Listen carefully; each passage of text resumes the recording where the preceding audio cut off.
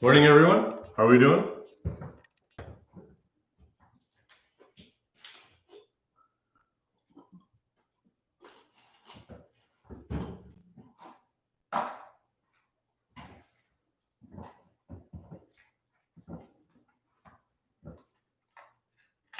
An excellent question, Nintendo. Can polar coordinates be applied to triple integrals? We're going to see that today. Ranji is asking if I respond to emails during the weekends. I certainly do. Did you email me and I didn't respond? I'm usually pretty quick. Questions while we wait for others?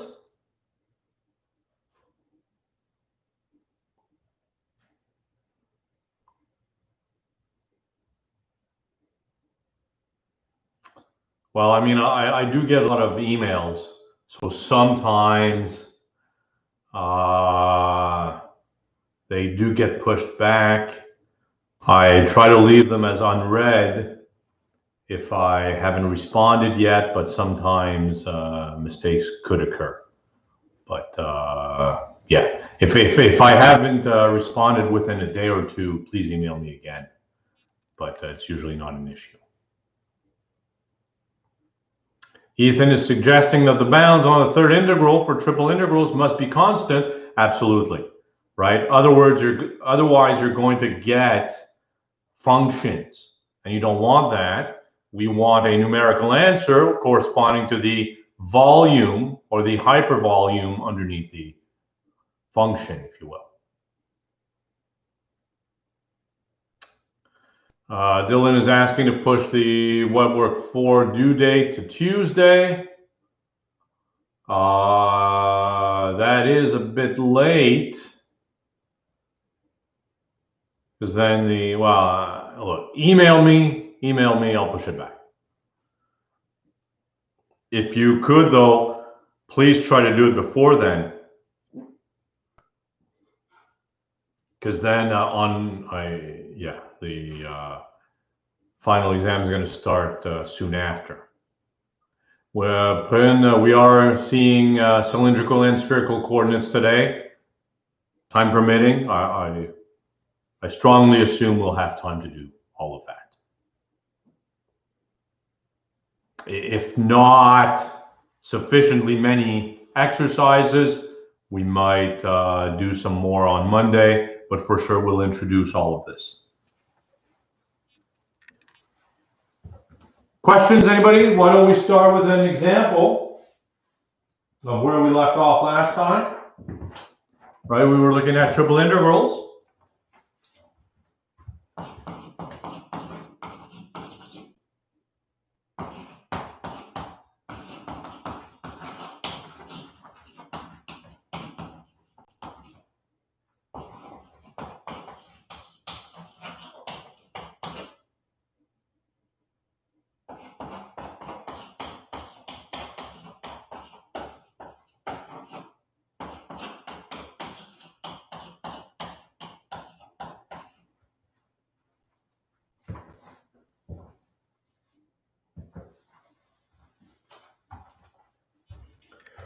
Take a moment, graph this to see what we're dealing with.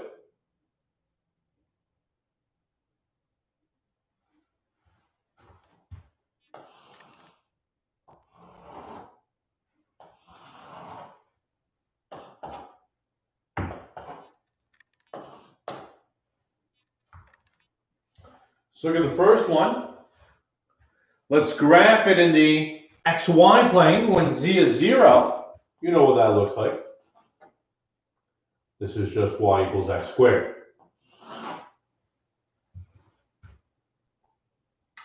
And let's graph it in the yz plane when x is 0. That is just y equals z squared.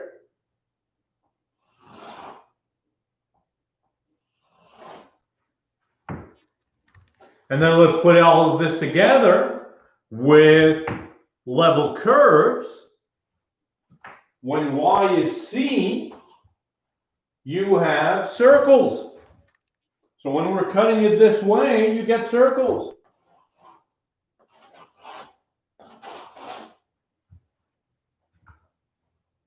So you have this bowl shape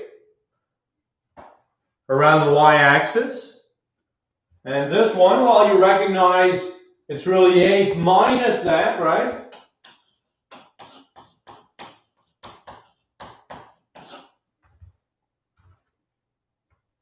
So it's this bowl shape going the other way, but moved 8 in the direction of y.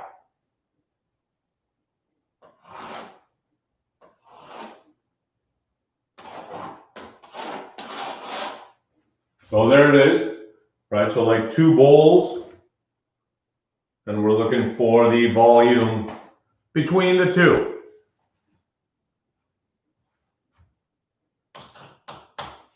We'll set it up as a triple integral. It makes a lot of sense to do that. And if we set it up as a triple integral, what is the integrand? We're looking for the volume between the two. So the integrand is going to be 1.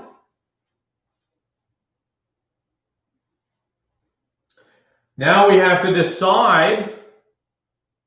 Thank you, Yushan. Now we're going to have to decide what variable we're going to integrate with respect to first. And I think it makes a lot of sense to describe how y varies.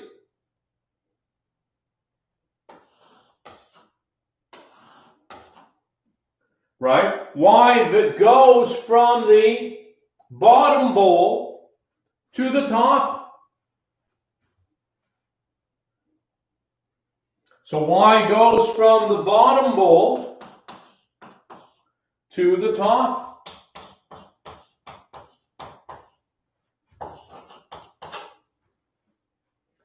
And once we've described y, we're going to project onto the xz plane, right? Think of shining a light this way. What is the shadow cast by this object? Renji is asking why it's 1. This is a triple integral, right? So what it gives you is a hypervolume, a 4-dimensional volume. But if you integrate 1, numerically it's the same as the volume. Compare with a domain in the xy plane. If you integrate a function which is 1, you get a volume, but numerically it's the same as the area of the domain, right? It's the area times 1, which is the area. Here, it's the volume times a thickness of 1, but it's the volume.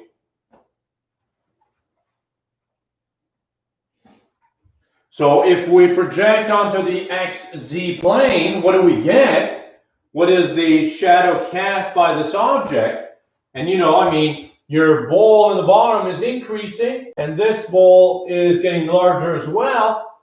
I think it's clear that the shadow cast by the object is going to be dependent on the intersection. So what is the intersection? When y is equal to y,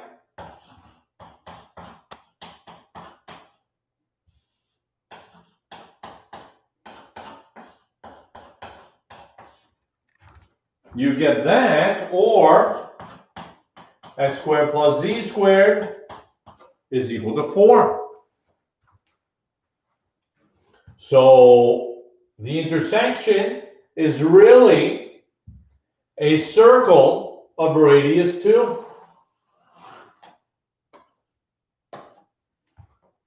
And so the shadow cast by this object is going to be the whole disk of radius 2.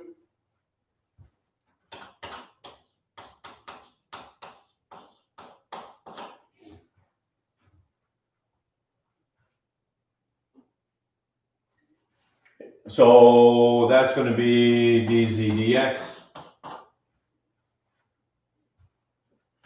I'm leaving it like this. You could set it up as you wish. That's fine.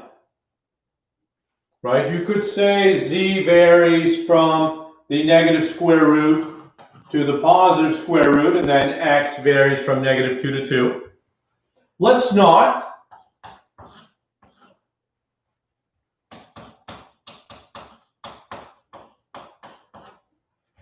And here there's no y, so it's this minus that.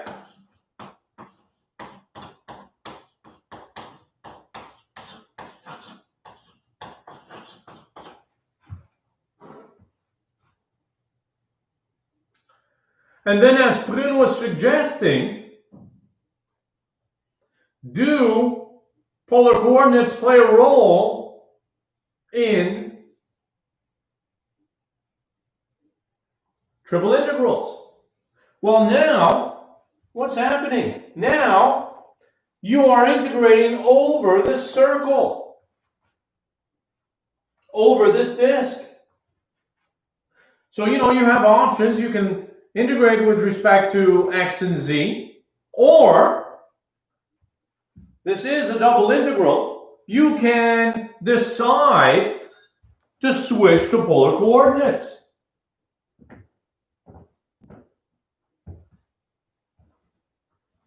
And let's do exactly that.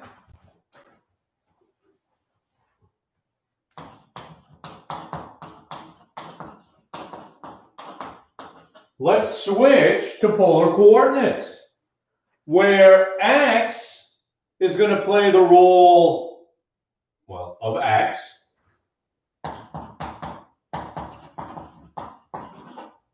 and z plays the role of y. You know that if you're making a switch to polar coordinates, the Jacobian comes into play. So this is 8 minus 2. You know that x squared plus y squared is r squared. Jacobian dr d theta. How does r vary? You're integrating over the disk. R goes from 0 to 2. And if you spin that around 360 degrees, this will map out the whole disk, 0 to 2 pi.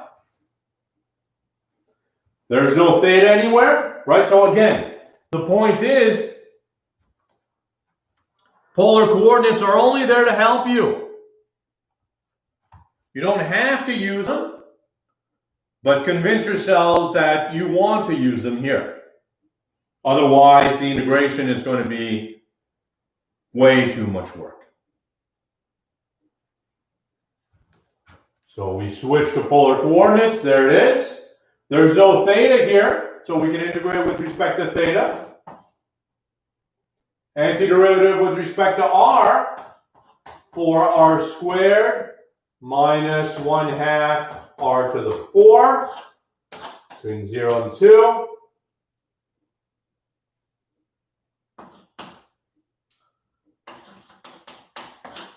Which is 16 minus 8, which is 8, which is 16 pi.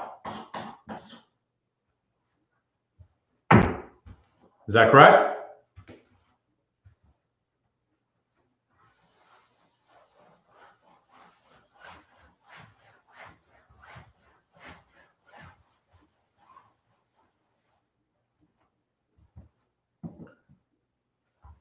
What if we integrate on a sphere? We will have x squared, y squared, well, also z squared.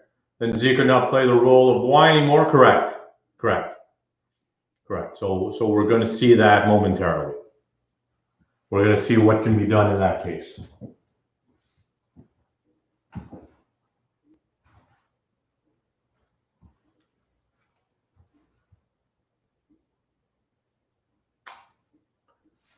Let's consider the following exercise,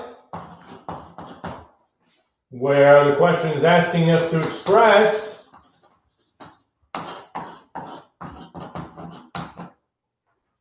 in 6 different ways.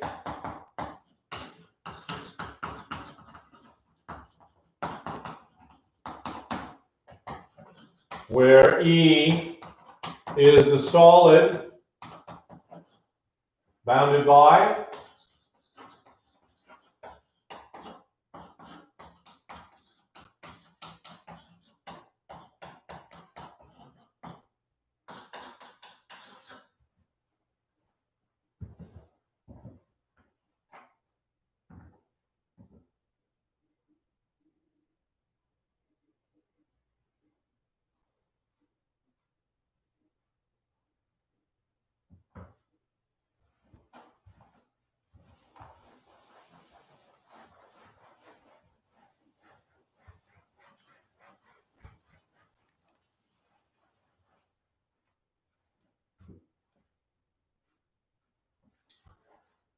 So again, let's take a moment to graph this, see what's going on.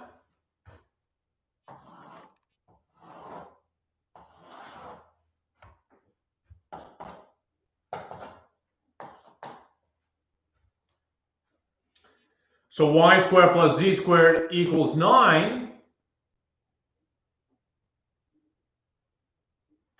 X squared plus y squared equals 9 is a circle of radius 3 in the YZ plane.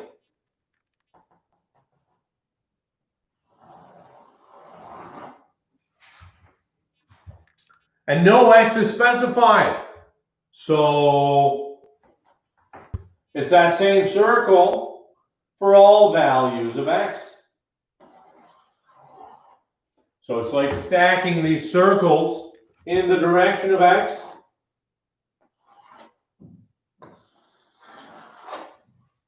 Right? You get this cylinder. And they're telling us you're cutting off the cylinder with these planes. X equals -2.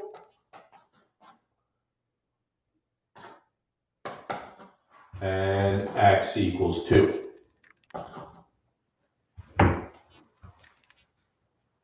All right. And they're asking us to set that up. Just set it up 6 different ways. You understand what that means, right? dz dy dx, dz dx dy, and so on and so on. All right. How does z vary? Z is measured this way.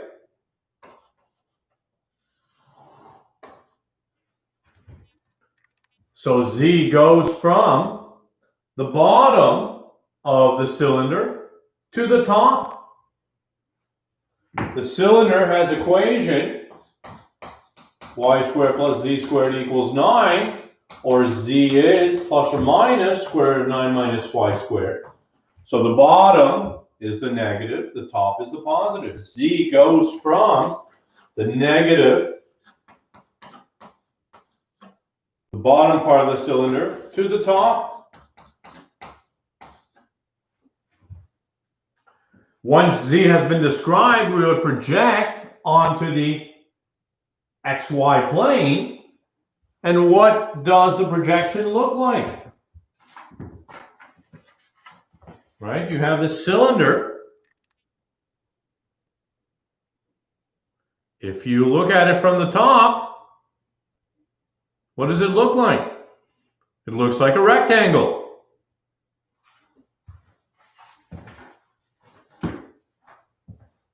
Right? Bird's eye view is just a rectangle.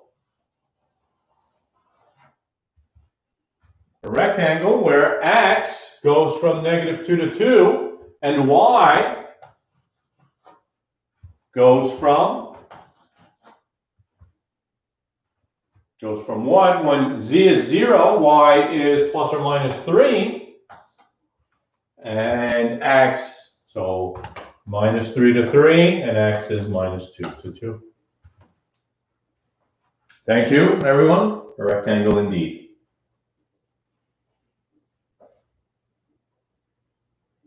There it is. That's 1. Let's repeat.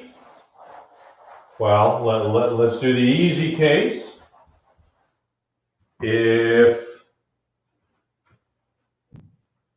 we look at the integral dz dx dy, it's going to be the same thing, right? Z varies from the bottom to the top of the cylinder.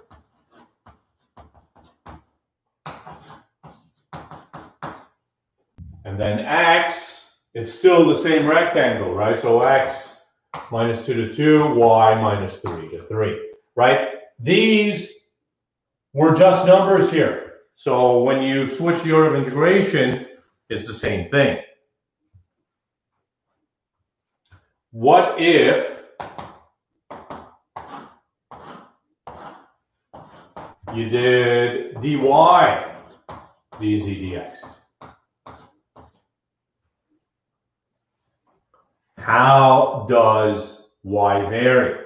Y is measured in this direction. So you see what's happening, right? Y goes from this left-hand side of the cylinder to the right-hand side of the cylinder. This is your cylinder.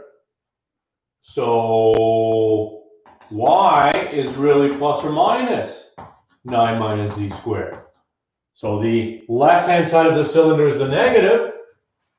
Y goes from the left-hand side of the cylinder to the right-hand side of the cylinder. Once y has been described, we would project onto the x, z,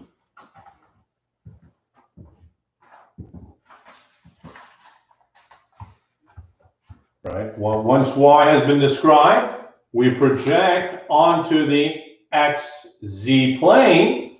So what does this look like? Again, a rectangle.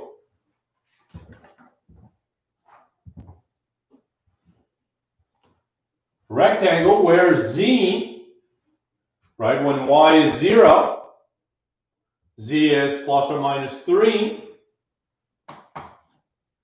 and y and x is again minus 2 to 2. And similarly, if you do dx dz, again, these are just numbers, so you can interchange as you wish.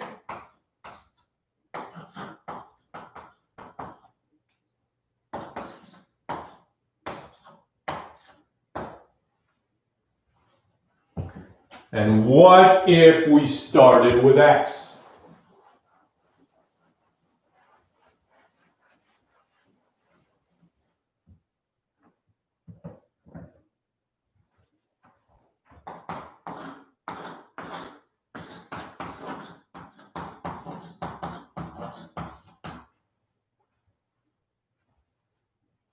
How does x vary? Again,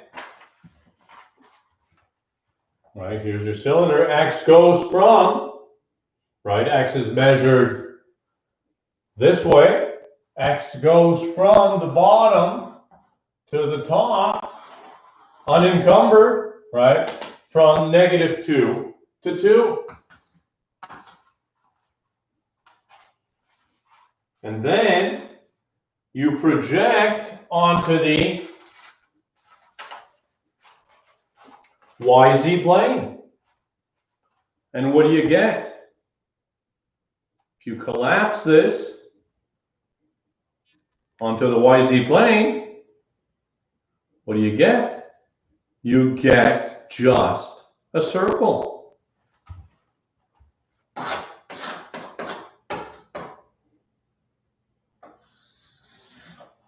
Right?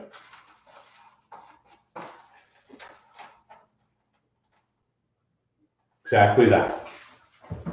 Just a circle. A circle of radius 3. So if we want to describe how y varies, y is going to go from the left-hand side of the circle To the right, y is going to go from the negative square root of 9 minus z squared to the positive. And then z goes from, once y has been described, you project onto the z-axis,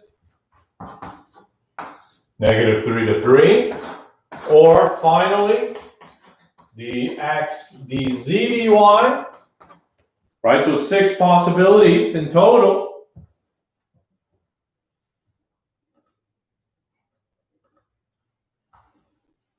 Six possibilities in total. How does x vary? Well, I mean, again, same thing, negative 2 to 2. Z is measured this way. Z goes from the bottom of the circle to the top. So bottom, negative 9 minus y squared to the top. And then if you project onto the y-axis, it's still minus 3 to 3. There it is. 6 possibilities. As long as your function is continuous, all of these 6 integrals must yield the same answer.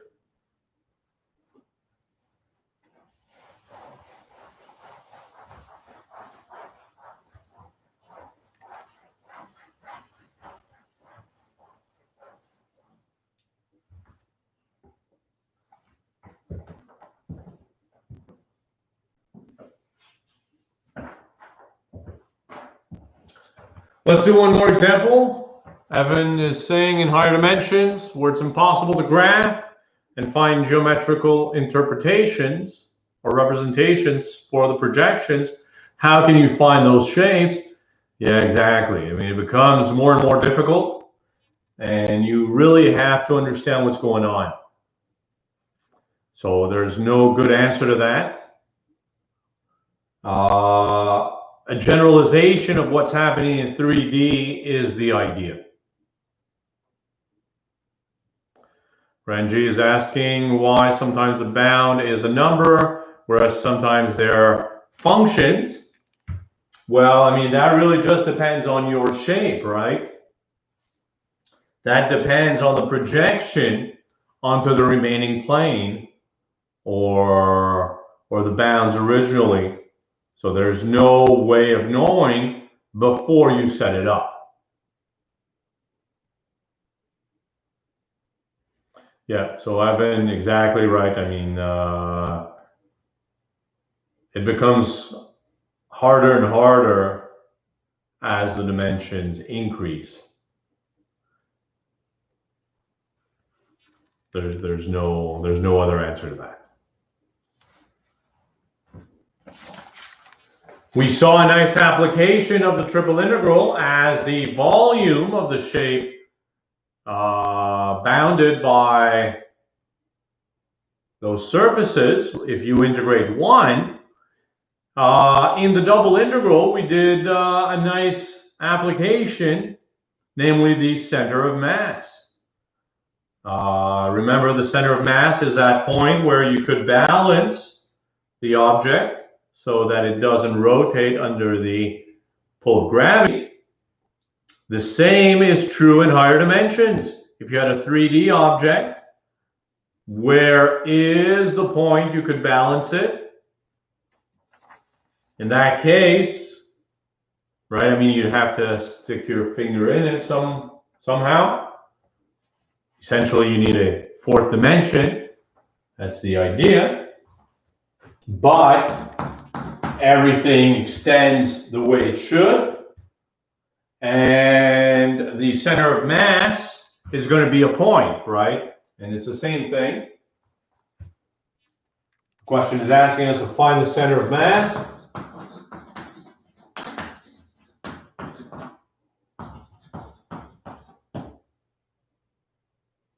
Of the solid E bounded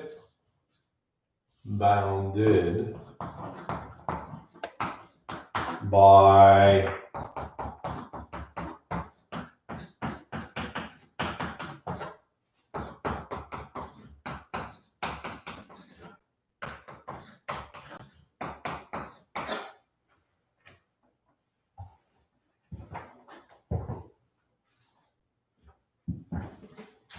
if rho is 4,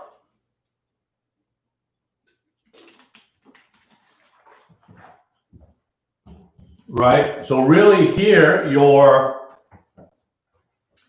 density is constant.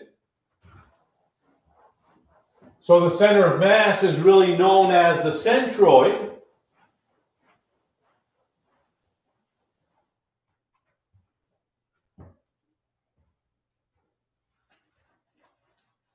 Right, so here, x bar, as we saw, is going to be the triple integral of x times 4 over your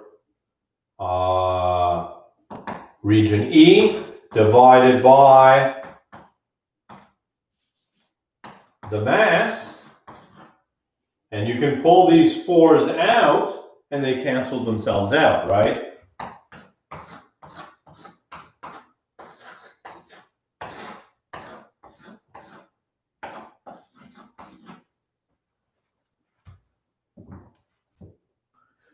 And similarly, y bar and z bar.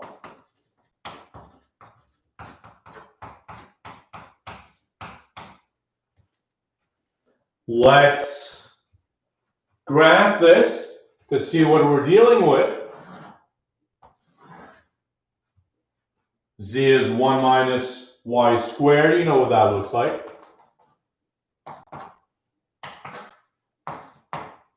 Parabola coming down.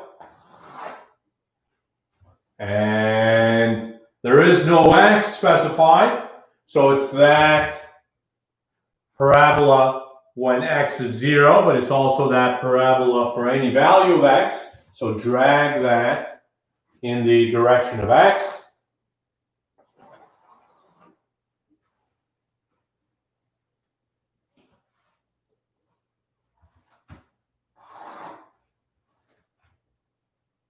And in the back as well. But this is cut at z equal to 0, so on the xy plane, there's nothing below. At x equal to 0, which is a yz plane, so there's nothing on the other side. And because now, right, this would go on forever. Now we're also going to cut it with this, which is z equals 1 minus x. So in the xz plane, this is a straight line.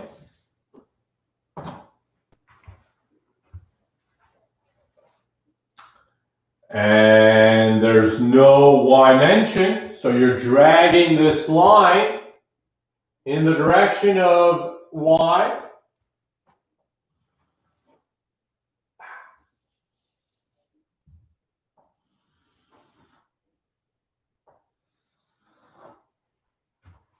So you see what's happening.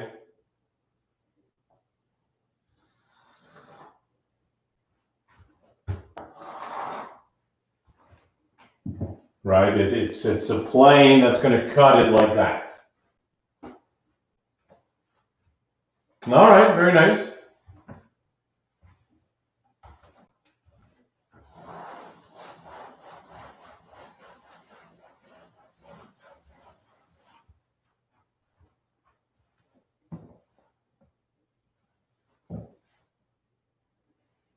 All right, all right, all right, all right. You have options. What do you want to do?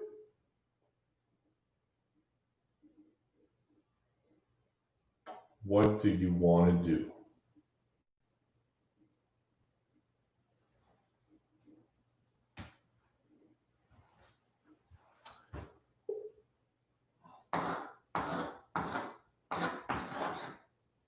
So let's start by finding the volume. All right, let's start by finding this thing here.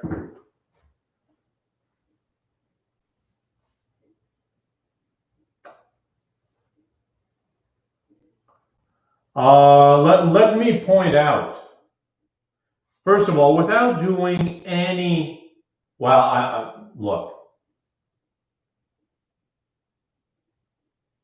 without doing any work, what would you expect? Your region, right? Let's try to regraph it here.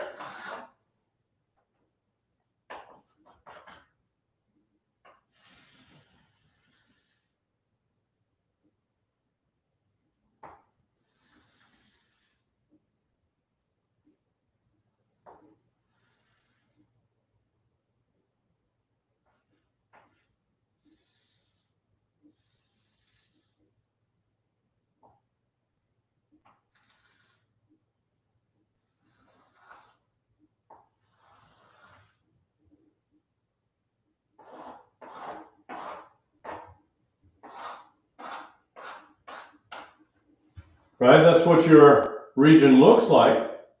And I mean, I think it's pretty clear that you've got this symmetry happening about the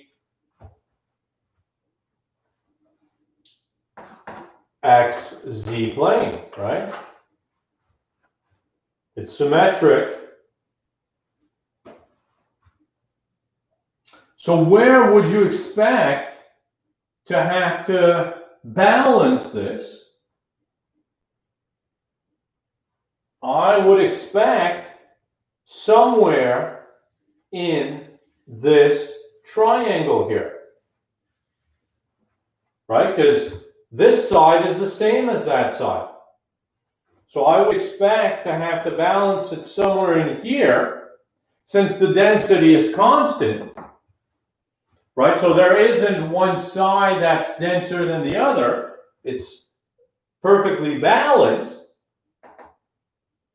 What does that mean?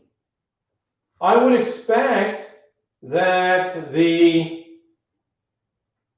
center of mass, or the centroid, is somewhere on the XZ plane. So without doing any work, I expect the y coordinate to be 0.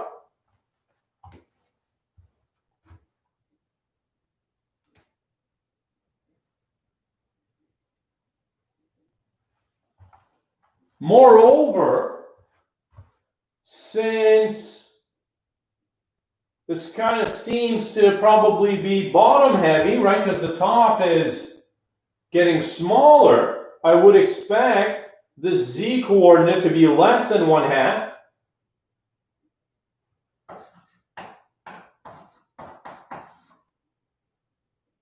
And I would probably expect the same for the x coordinate as well.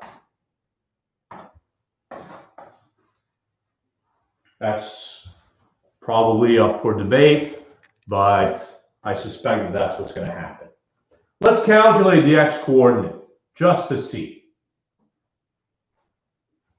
So we're going to calculate this, the volume, and what is the volume? What are we going to integrate? How are we going to set up the integral? Let's set it up. Let's set it up dx dz dy. Sounds like a good plan. How does x vary? You have it here. X goes from the bottom, from the back here, and you're increasing until you hit this triangular plane here. So x goes from the YZ plane until you hit that slanted plane, 1 minus z. And then you project onto the YZ plane, and what do you get in the YZ plane? In the YZ plane, you have this parabola. Right? Project everything back, and you just get this parabola.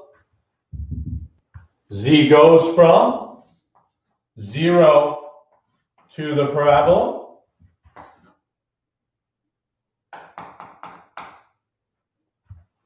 And then you project onto the y-axis, and you get negative 1 to 1.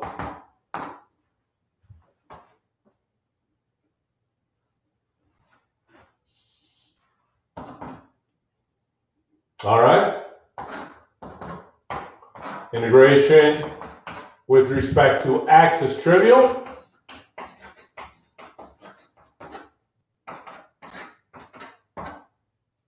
Integration with respect to z is very easy as well.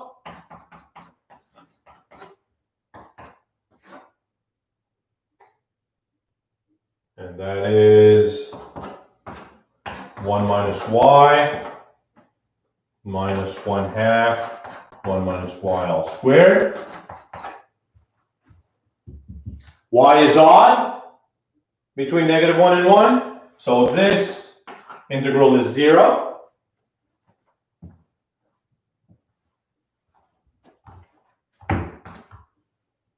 And what do we get?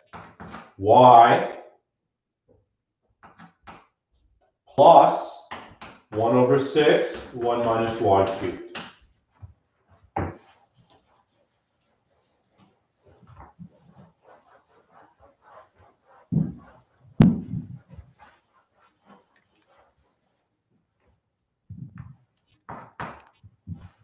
Between negative 1 and 1. So that is 1. Well, what is this? When y is 1, that's 0. So that's 1 minus negative 1. And plus 1 over 6 times 8. So that is 20 over 6, or 10 over 3. Is that correct? 10 over 3. Isn't it a parabola for z? Shouldn't the upper bound of z be 1 minus x squared? Well, 1 minus y squared, thank you, thank you. I'm missing, yes, absolutely, 1 minus y squared, thank you. That changes everything. This is that. And now it's a yeah. Thank you. Thank you. This is all wrong.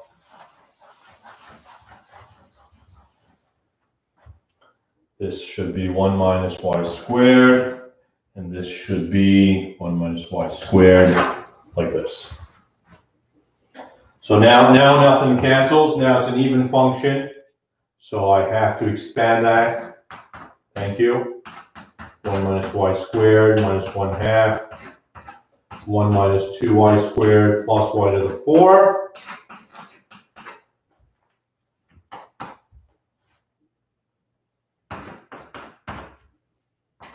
So 1 minus 1/2 is 1/2.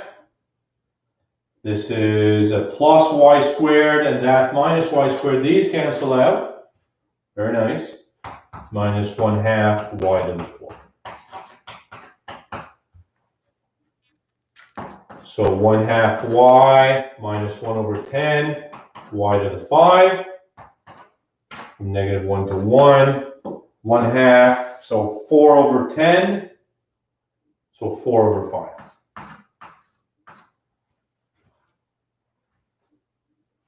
All right. Thank you.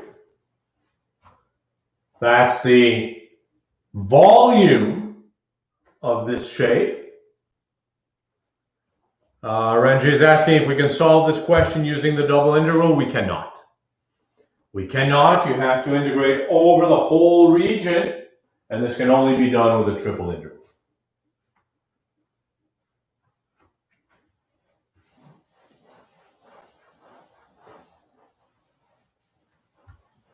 Let's calculate the triple integral of x so that we can at least calculate the x-coordinate of the centroid. I'll let you calculate the y and z coordinates. What is that? We can use the same bounds.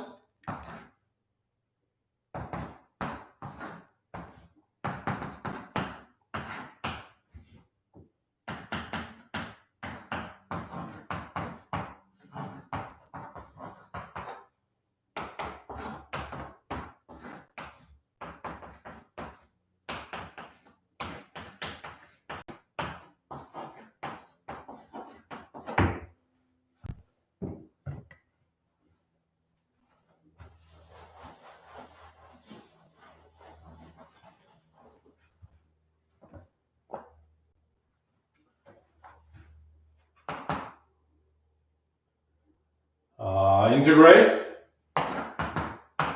with respect to z, we get a negative 1 over 6, 1 minus z cubed,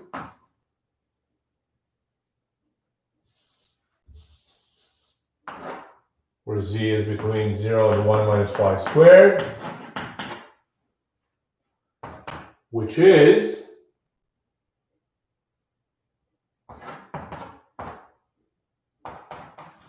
1 over 6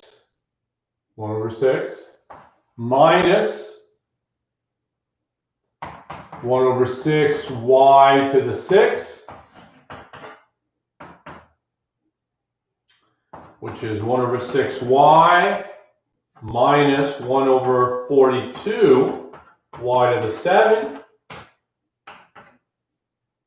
So that is 7 minus 1, which is 6.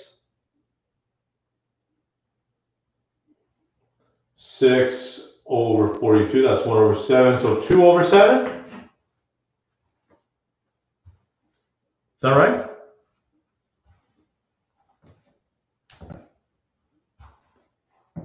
Ren is asking, we cannot use double integral because we don't have a nice function representation of z, but also,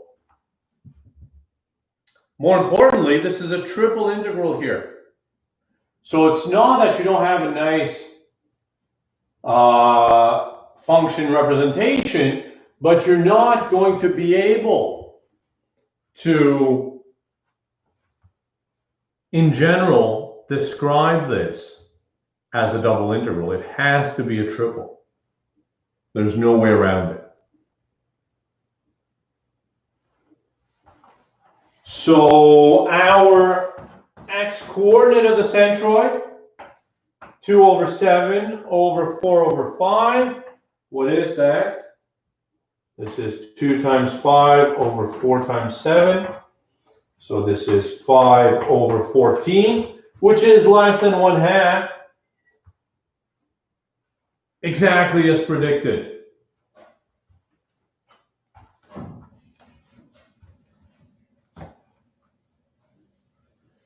And I will let you set up the integral in terms of y. And you'll notice that the integral is going to be 0 because you've got symmetry about the xz plane. And y is an odd function of y. And I'll let you work out the z coordinate as well, but I expect it to be less than 1/2 also. Right? I mean, this nice physical interpretation, it's nice to have an idea of what the answer is going to be, right? Without actually doing the work.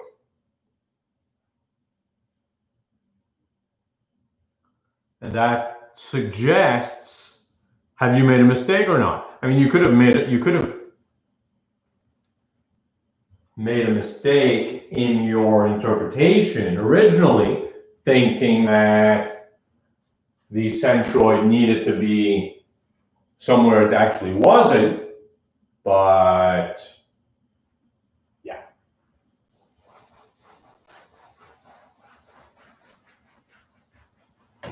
Questions here?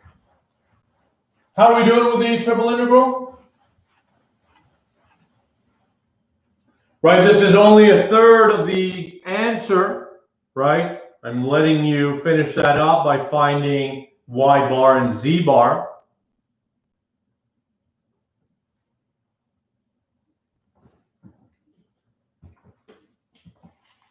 Questions?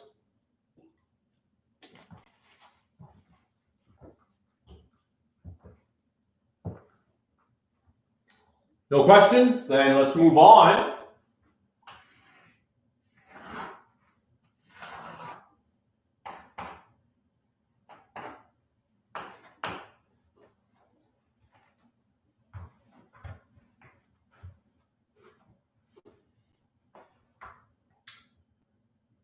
Let's move on to descriptions of points in 3 space. Any point in 3 space can be described by saying how far along you go on the x-axis, how far along you go on the y, and how far along you go on the z, right? So we go a distance of x in this direction, a distance of y here, and then a distance of z there. And you know, this is the normal way of describing any point x, y, z. Any point in R3 can be described in this way. But if you think of starting with the z, how high it is, if you bring that back down, then you've really got a point in the xy plane. And we saw a nice way to describe points in xy by saying how far they are from the origin and what angle that ray makes with the positive x-axis. These were known as the polar coordinates in xy. If we throw in a z, polar coordinates for xy, z is just z. In this way, you can describe any point in R3 by saying how high it is with respect to z, and then in the xy plane, how far that point is from the origin and what angle that ray makes with the positive x-axis. So essentially, the polar coordinates for x and y and z is z. These are known as the cylindrical coordinates.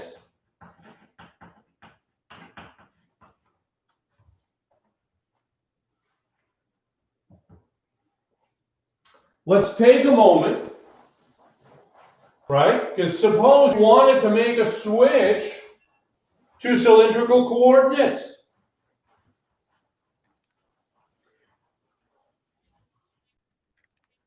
Right? In the same way as with the double integral, when you're making a change of variables, you have to throw in the Jacobian. Same thing here. We're making a change of variables in multiple integrals. We need to throw in the Jacobian. What is the Jacobian here?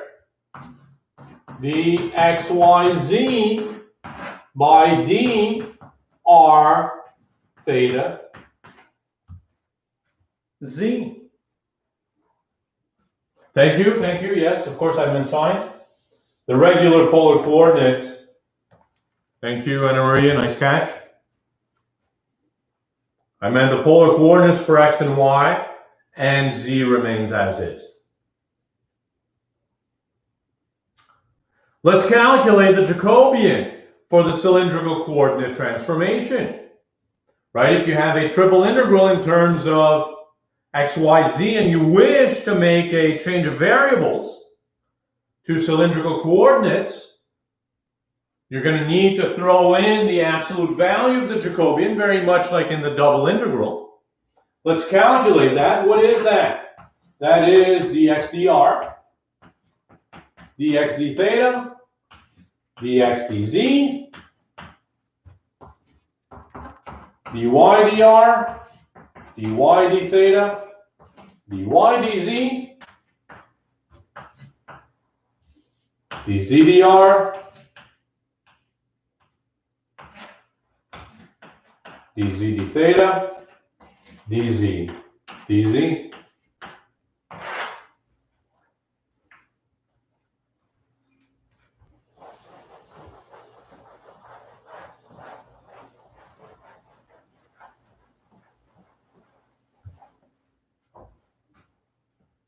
Work that out. What do we have here? dx dr.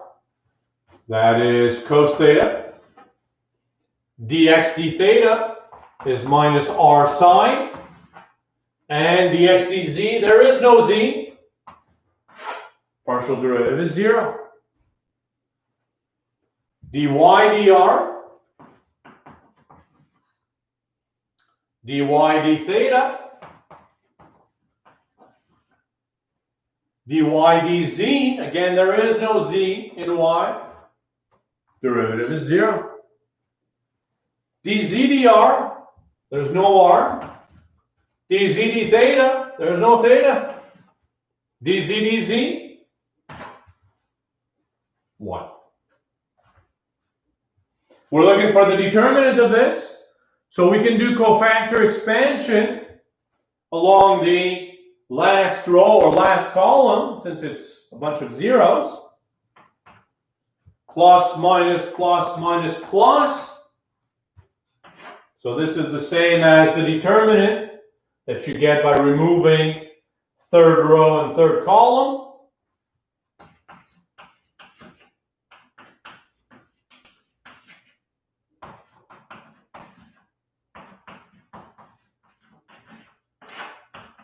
Which is r cos squared plus r sine squared, which is just r. I'm sure it comes as no surprise, right? It's the same Jacobian as the Jacobian for polar coordinates, because it's really just the polar coordinates for x and y, and z is just itself.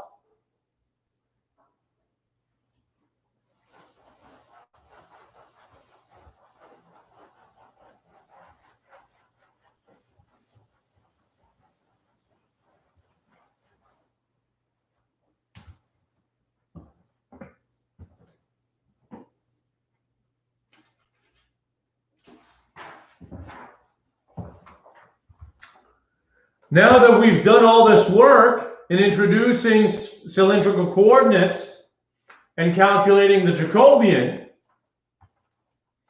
let me share with you the fact that I'm not a fan of cylindrical coordinates because it's useless. It's useless in the sense that there's no real reason for you to set something up in cylindrical coordinates, because the cylindrical coordinates are just the polar coordinates for x and y. So set everything up in terms of x, y, z, and if there's a need to, switch to polar coordinates at some point. Let's take an example.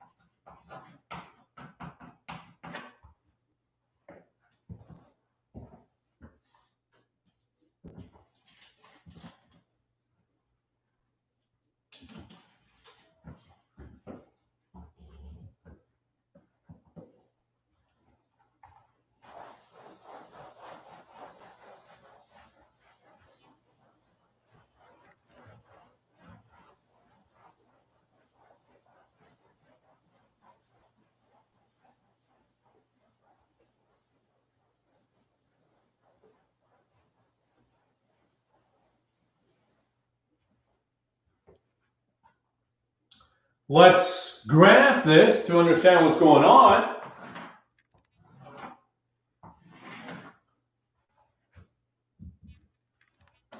Let's graph this in the xz plane.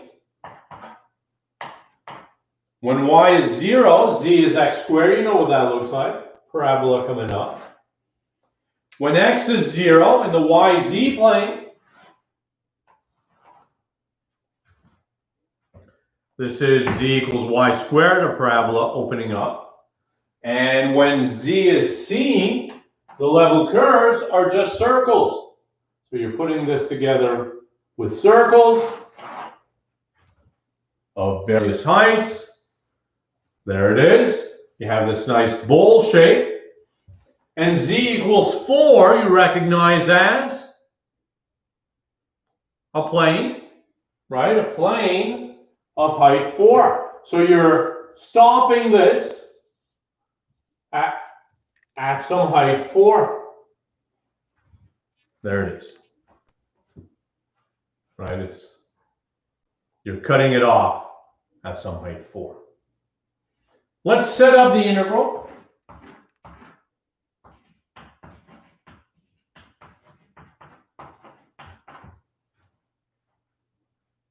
How does z vary?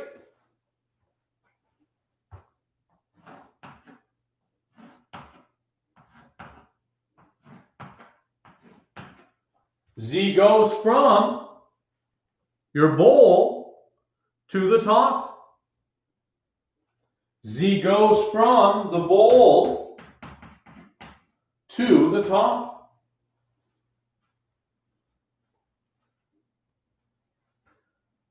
And when you project, so now that we've described z, we project onto the xy plane, and what do we get? What is the shadow cast by this object?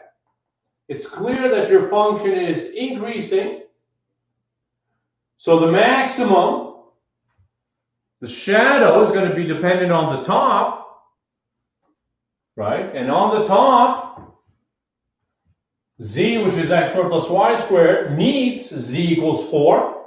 So the top is x squared plus y squared equals 4. The top is going to be a circle of radius 2. So when you project that,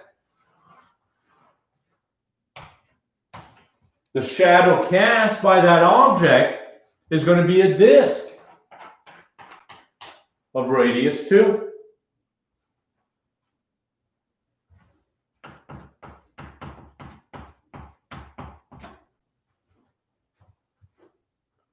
A disk of radius 2. So you see, there's no reason for you to immediately set that up in terms of cylindrical coordinates. Integration with respect to z is very easy, and we can do that.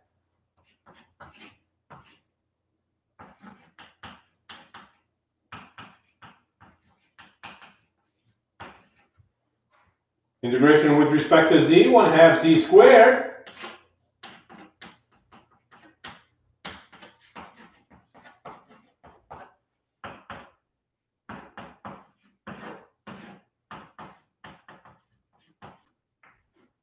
And that is 16 minus x squared plus y squared, all squared.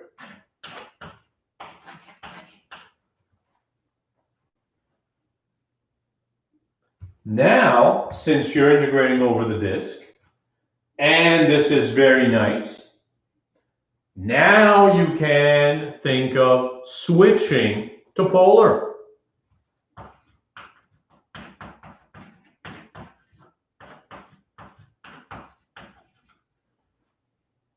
So the book might have you set up the whole thing in terms of cylindrical right away. Pointless. No need for that. Because it's equivalent to switching to polar coordinates at some point. So might as well do that. And if we switch to polar coordinates, we've seen this many times. X squared plus y squared is r squared. Squared is r to the 4. You're switching to polar, so Jacobian, dr d theta. How does r vary? R goes from 0 to 2. Spin that around 360 degrees, or 2 pi, and there it is.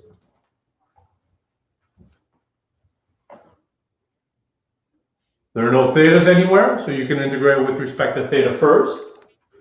I'm missing the 1/2. Integrate with respect to theta, and then integrate with respect to r. 8r squared minus 1 over 6 r to the 6 from 0 to 2. 32 minus 32 over 5, 32 over 3 rather, which is 64 pi over 3.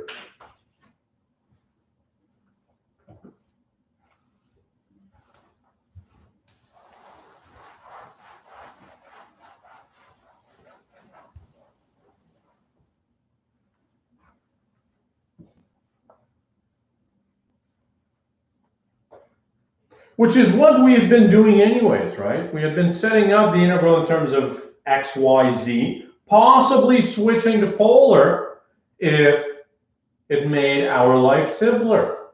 And think of cylindrical coordinates as exactly that. There's never an obligation for you to set anything up in terms of cylindrical coordinates. You can always make a switch to polar coordinates later on, and that's essentially equivalent.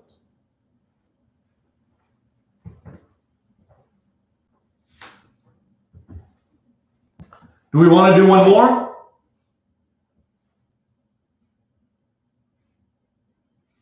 Let's not. Let's not do one more, and I'll tell you why. Let me introduce a more important coordinate system, and then we'll do some exercises where we use both of them and compare.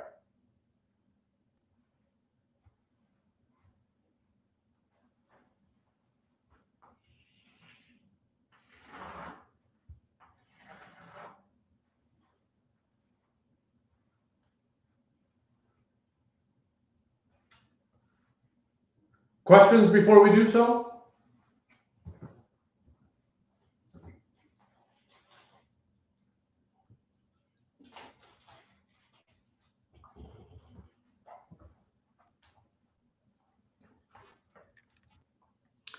Cecile is asking, can we convert the polar coordinates in the xz plane? Or I suspect you meant the yz plane as well. Absolutely. Absolutely, right? And in fact, we did that in one exercise prior to this, where we used polar coordinates for x and z instead of yz. Absolutely. Absolutely.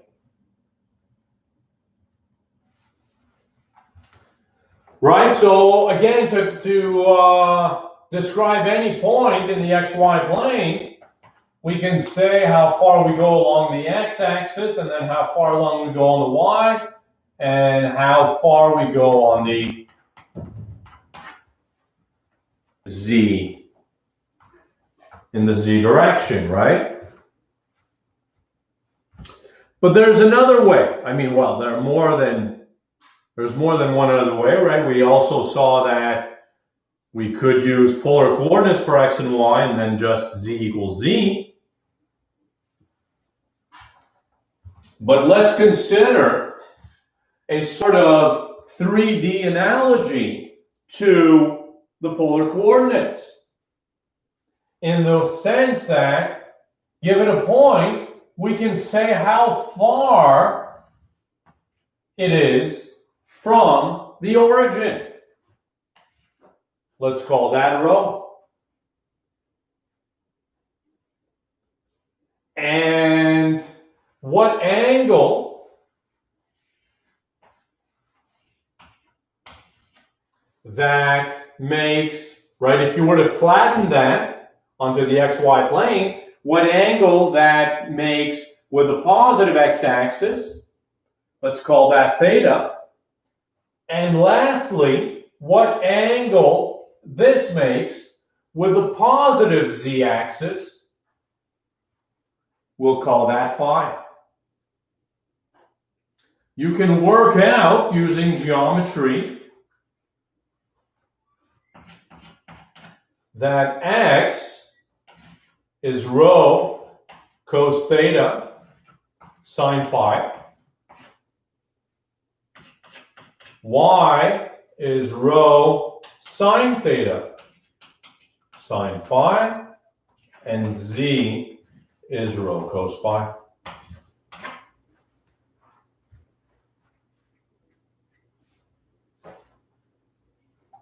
I won't derive these.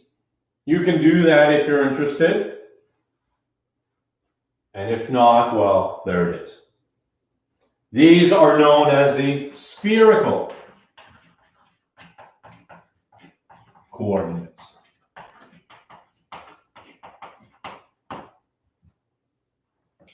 Let's take an example of what's going on here.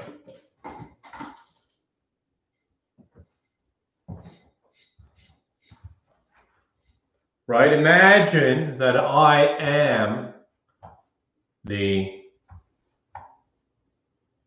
z-axis. Well, let's do it this way. I am the z-axis. And let's say that I want to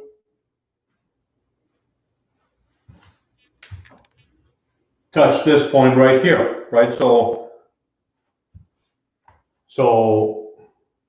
no, not a good idea. Well, let's say that the blackboard is where the positive z-axis begins and positive z-axis and negative z-axis, right? So positive here and negative there. So that's going to be, no. All right, and so here it is, pretty much there, right? So I'm the z-axis, and this is the positive part, and this is the negative part. And if I want to touch a point that is in the negative, so let's understand the domain for rho, theta, and phi. Right? If I want to touch a point here, I'm going to spin around. If I want to touch this point here, and I can just go down using phi this way. In other words, what am I saying? It's tempting to think that you need phi to spin completely around to touch any point. But if you allow theta to move 360 degrees, you only need phi to go up and down 180 degrees.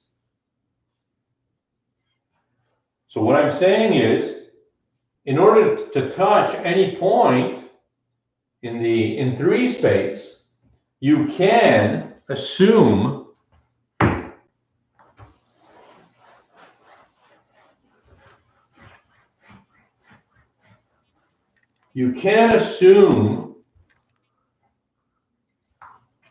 phi to be positive,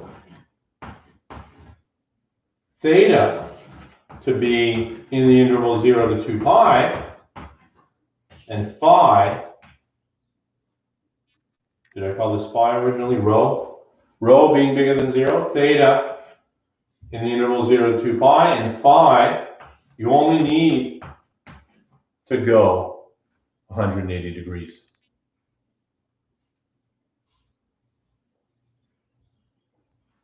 You see what I'm saying? You don't need, phi is measured from the positive z-axis coming down.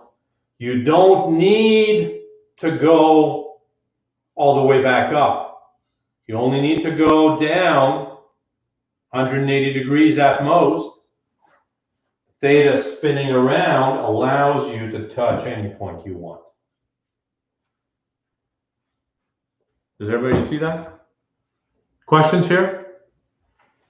That's going to be very important in a moment.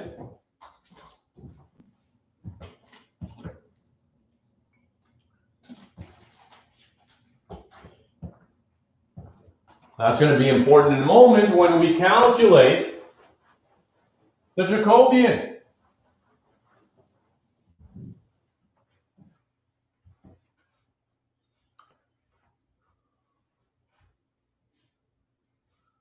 Cecilia's asking the angles are with respect to the point itself, not to the projections. Correct. Except for theta, which can be seen as a projection onto the xy plane again. So I mean, there are really two ways to see it, but yeah. Let's calculate the Jacobian. dxyz by d rho theta phi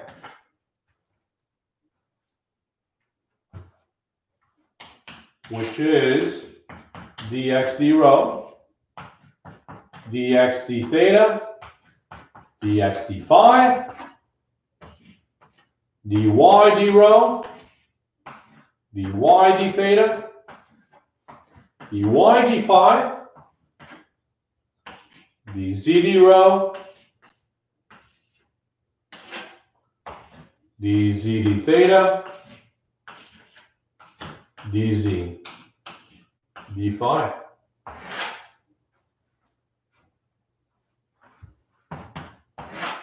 What is that? Cos theta sine phi.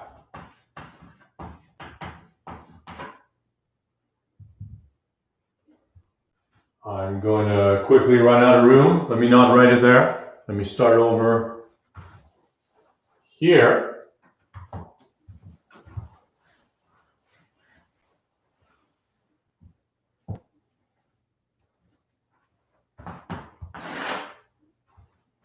So dx d rho,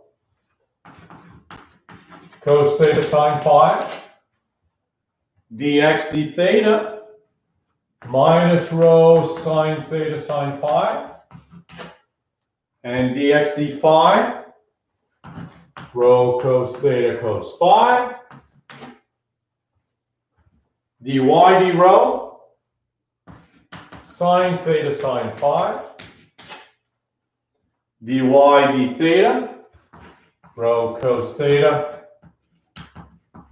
sine phi, and finally dy d phi is rho sine theta cos phi. Lastly, dz d rho cos phi, dz d theta, there's no theta here, that's 0, and dz d phi is minus rho sine phi.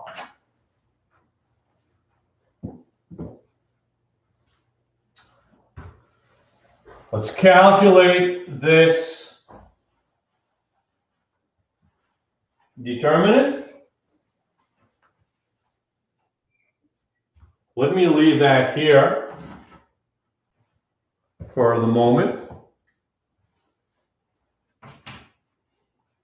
What is that? I mean, there's a 0 in the last row or second column. We may want to do some cofactor expansion along that row or column. Or it is 3 by 3, so you know the shortcut. Whatever you want to do. Let's do some cofactor expansion. Plus minus plus. That's going to be cos phi times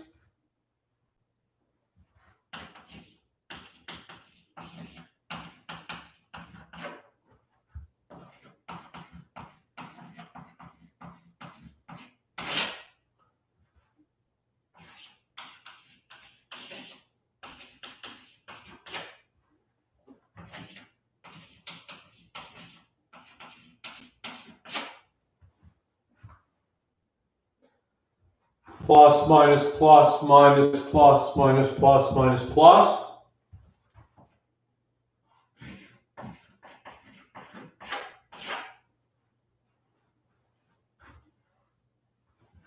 You know what I'm doing, right?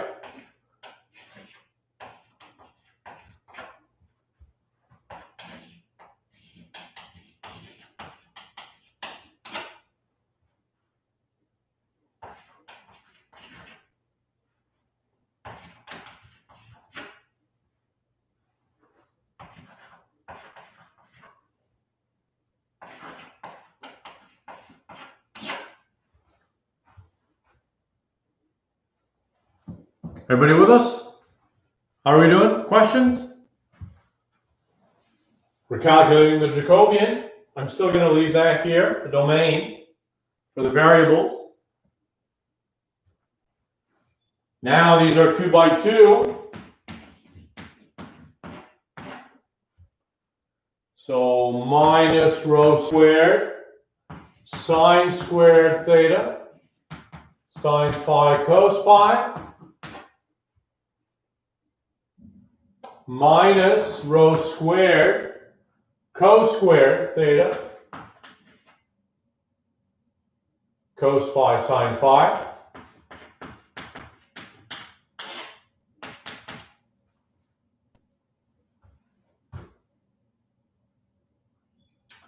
minus rho sine phi, try to write smaller here, rho cos squared, sine squared phi, plus rho sine squared phi.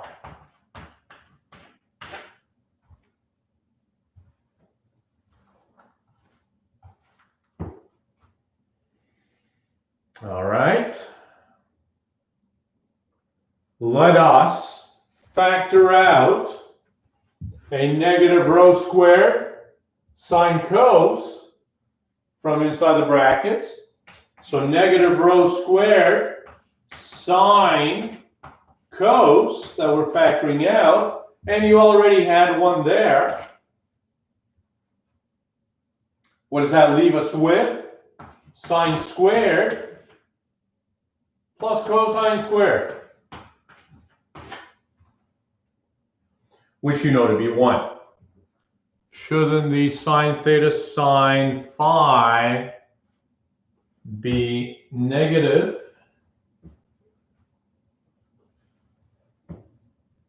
in the matrix of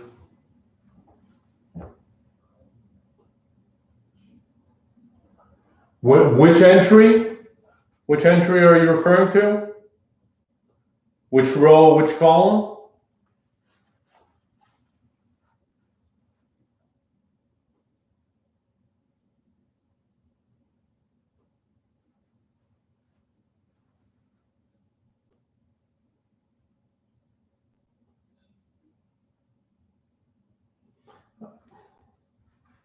I mean, there's only one which has a negative sign, and I think in the cofactor, yes. Which one?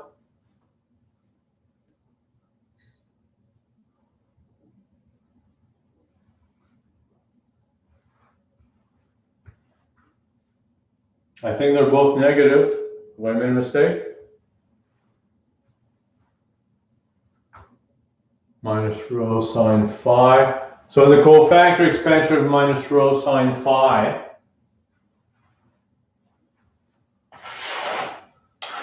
This is the matrix I should have. I think we're good. I think we're good, right? When you remove the third column and third row, you're left with this matrix, which has been transcribed right here.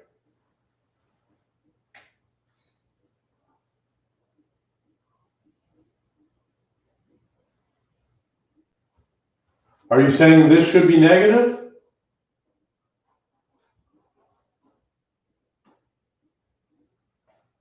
I think we're good. Very well. And do the same. Do the same here. We're going to factor out a rho sine squared phi to get rho squared, because you already had one here. We're factoring out sine squared, so we're going to be left with sine cubed.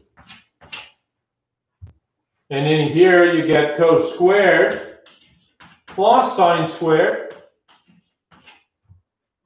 So this is 1, this is 1, so those are gone. And now if you factor out a minus rho squared sine phi,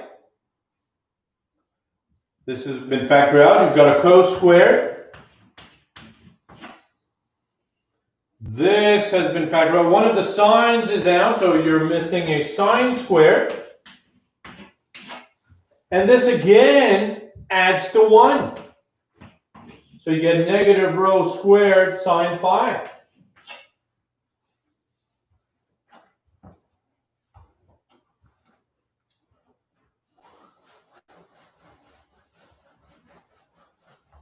Now, remember,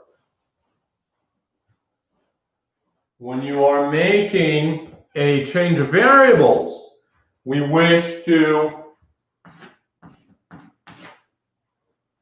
throw in the absolute value of the Jacobian. So what is that? What is the absolute value of this? Well, absolute value of rho squared is just rho squared, and then you've got the absolute value of sine. But if phi, and that's the important key here, if you restrict your attention to phi being between 0 and pi, which is really all you need to describe any point anyways. If you restrict your attention to phi to being between 0 and pi, what do you know about sine in that interval? Sine is bigger than or equal to 0. So the absolute value of the Jacobian is rho squared sine phi.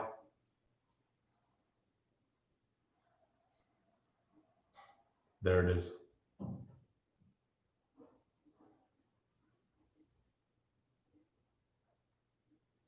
Before we consider some examples, why should we bother with spherical coordinates? Well, as the name suggests, spherical, as in sphere,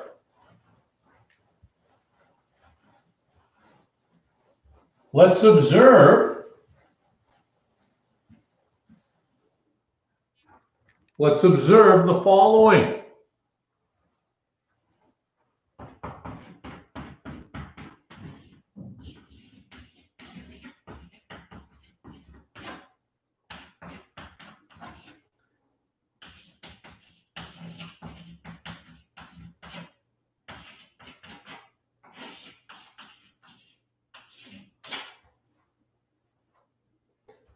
In the polar coordinates were very well suited to dealing with circles, right? Because x squared plus y squared in polar coordinates was just r squared. Quinn is asking, is this now a known result that we can use like the Jacobian of the polar coordinates? Absolutely. Absolutely. We've calculated the Jacobian of the spherical coordinates together. You can assume that result from now on. You never have to calculate it again, unless the question was specifically asking you to calculate the Jacobian of the spherical coordinates.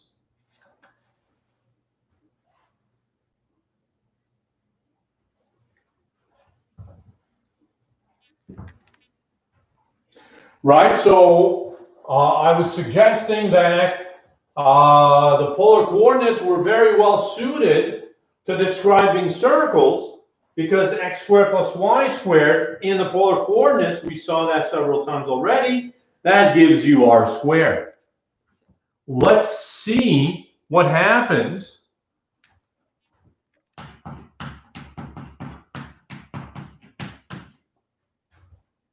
if you add the squares of x, y, and z here in the spherical coordinates. This is rho squared cos squared sine squared plus rho squared sine squared plus rho squared cos squared.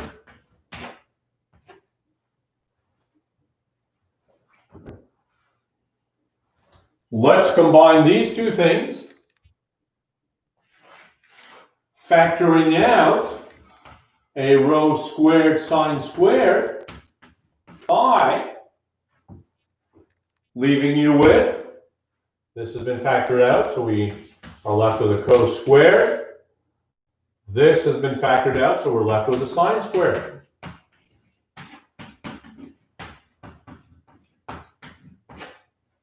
And sine squared theta plus cos squared theta is just 1. So this is rho squared sine squared phi plus rho squared cos squared phi.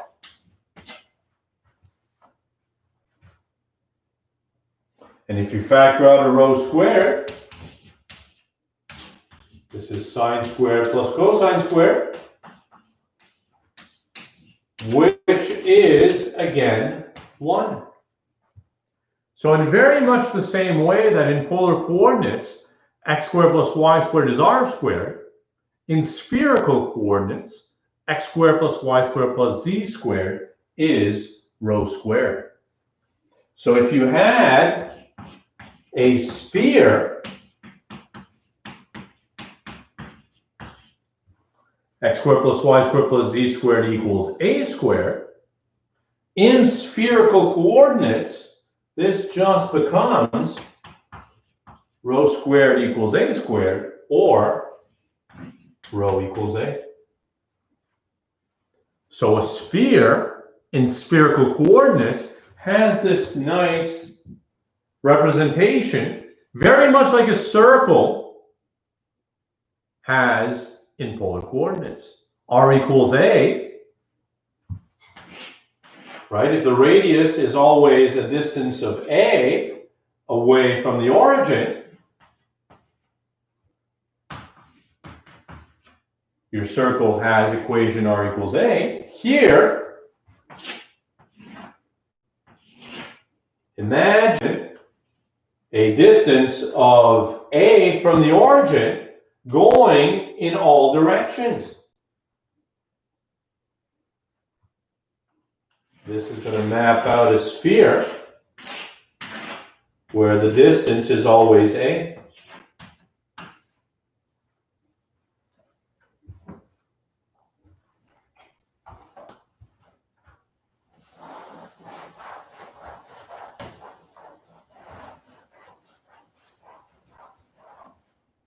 How are we doing?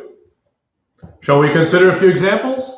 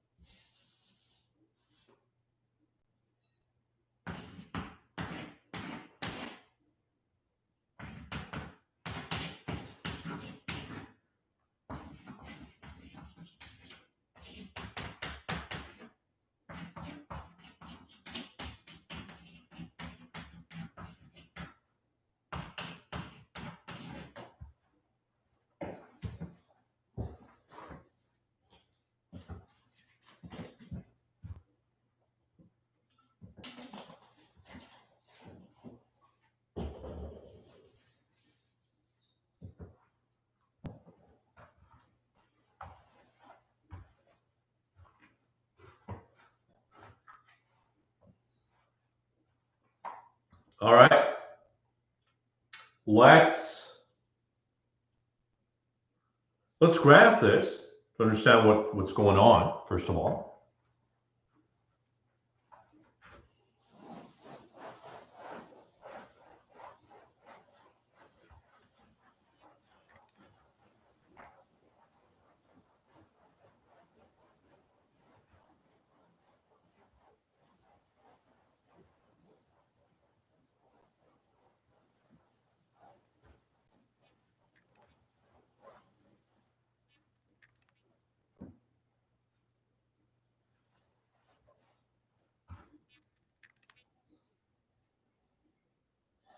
So we're graphing that.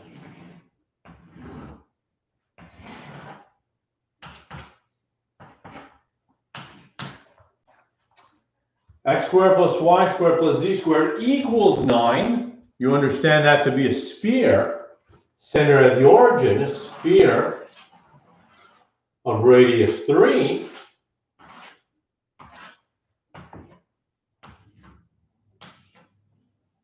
And the less than or equal to means it's everything inside. So it's really the ball, the solid ball, right? As opposed to just the outer edge.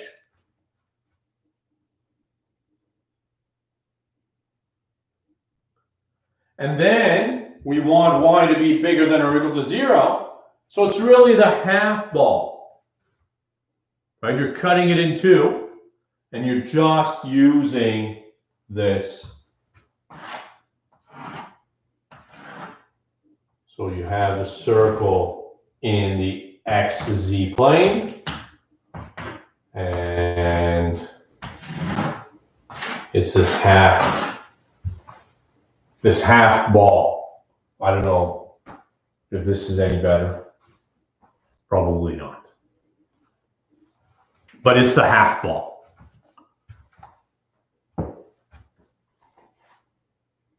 All right, half ball. What do you want to do? What do you want to do? Let's set that up in terms of x and y, just for fun. Just for fun, x, y, and z, right? Because, because you can.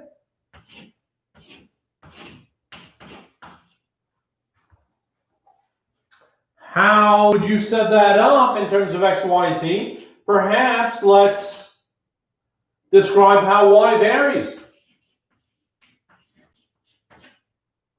Right? Y would go from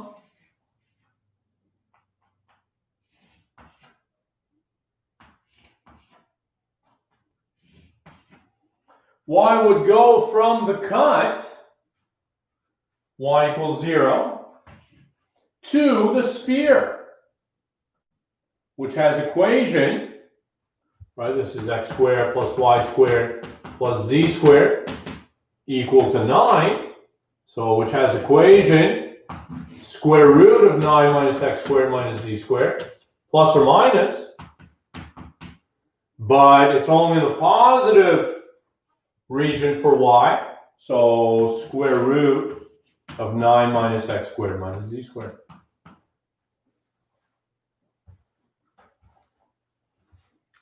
And once y has been described, we would project onto the xz plane, and you can imagine squishing that to the xz plane, we get the disk. We get the disk in the xz plane, the disk of radius 3.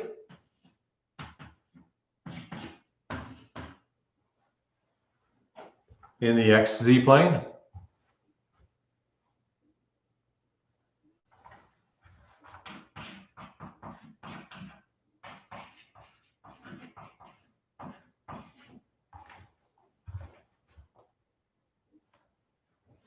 So you see you have many options.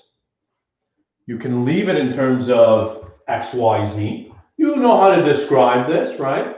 If you want to describe z first, z goes from the bottom half of the circle to the top half.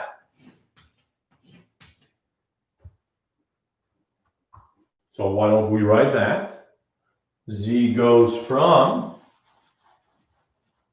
the bottom half of the circle, which is the negative square root of 9 minus x squared, to the top, square root of 9 minus x squared. And then you project onto the x-axis, getting negative 3 to 3. Integration with respect to y is going to be easy, so there's no problem there. But once you get to integration with respect to z, you're going to have this thing cubed, which is going to be some work.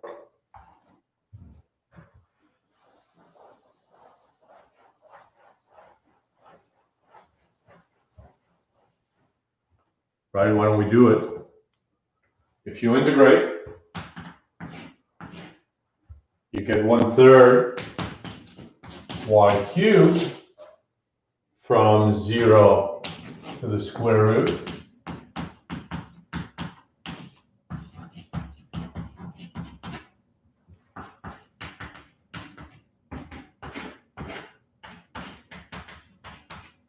And you get 1/3 9 minus x squared minus z squared to the 3/2.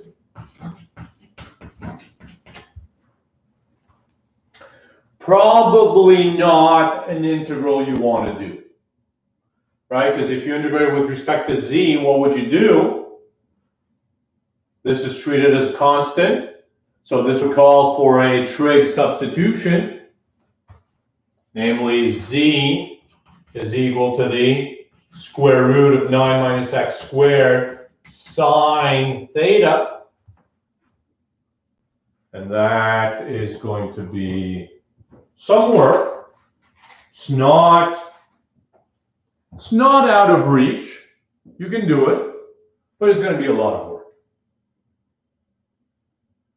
Instead,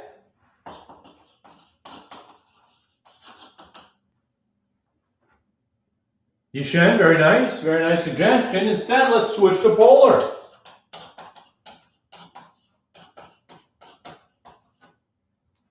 Because you know what, you are integrating over the disk, which makes a lot of sense. It's very easy to describe.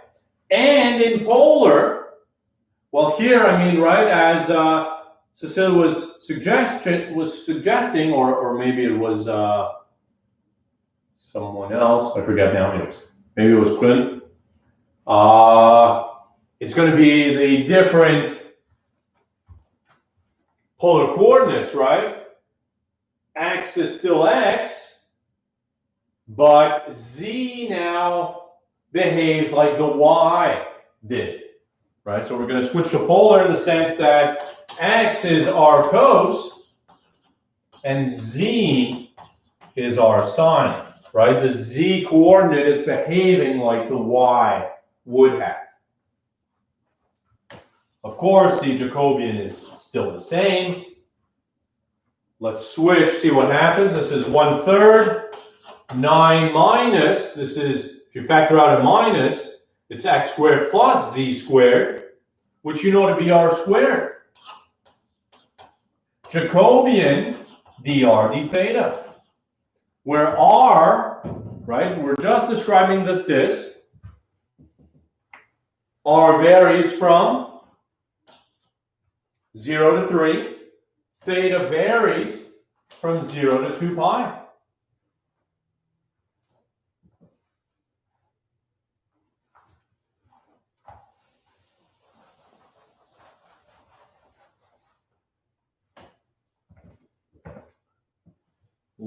Again, there's no theta there. Let me pull out the 1/3. There's no theta, so I can integrate with respect to theta. I get a 2 pi. And the antiderivative is going to be negative 1/3. No. Negative 1/5. 9 minus r squared to the 5/2.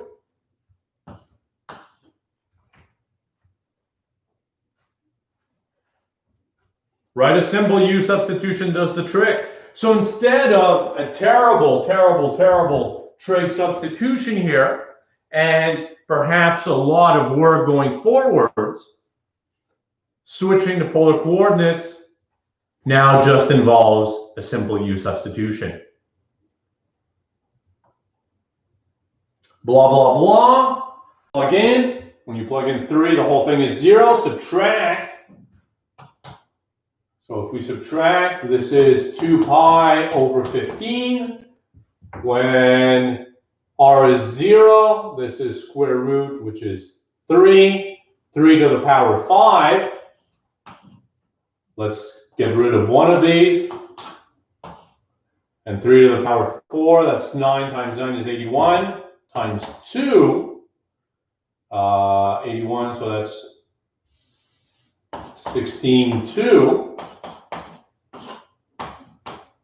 162 pi over 5.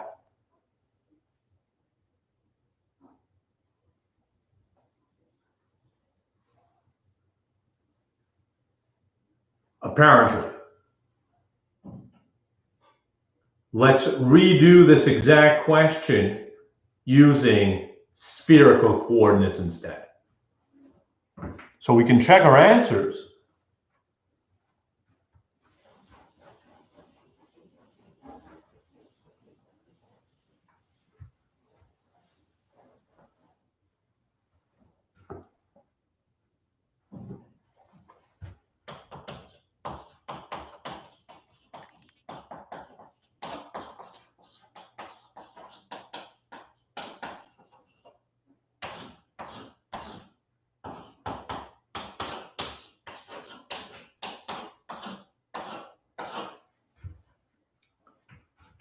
In spherical coordinates, we're switching to spherical coordinates, right? Because our original integral was in terms of x, y, z. So we're switching to polar coordinates. We're switching to spherical coordinates. Y in spherical coordinates was rho sine theta sine phi. So this is y squared. Jacobian, which we worked out to be rho squared sine phi d rho d phi or d theta d phi. Well, whatever. D phi d theta. Doesn't matter. Doesn't matter by Fubini's theorem. How do rho, phi, and theta vary? Remember, it's this half sphere, this right half of the sphere. We want to describe every point inside this half sphere. Rho, which is measured from the origin moving out, you move until you hit the sphere. This sphere had equation x squared plus y squared plus z squared equals 9. And we saw in spherical coordinates, this is rho squared. So the sphere has equation rho equals 3. Rho is going to vary from the origin all the way to 3.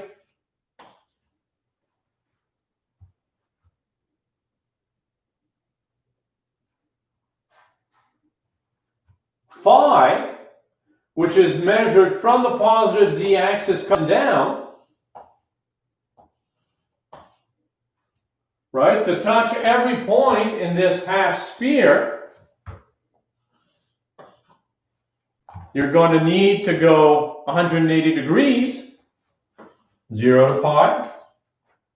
And theta, which is measured from the positive z-axis going counterclockwise, you just need to go to 0 to pi as well, right? There's nothing in the back there.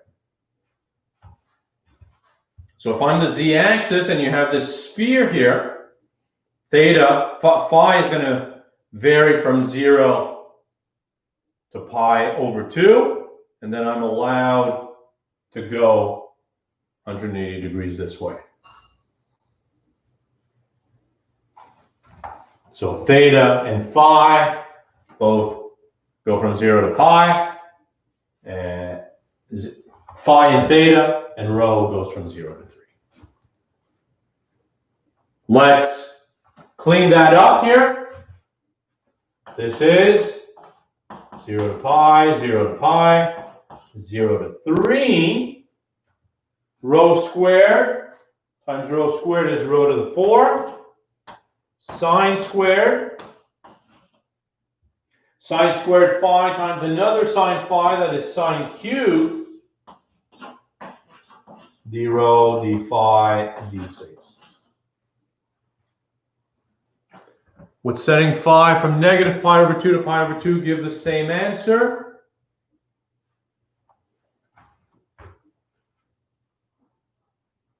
Remember, phi is measured from the positive z-axis coming down. So if this is the positive direction, then the negative direction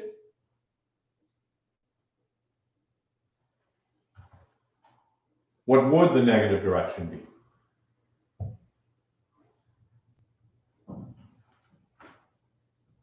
If it's coming down,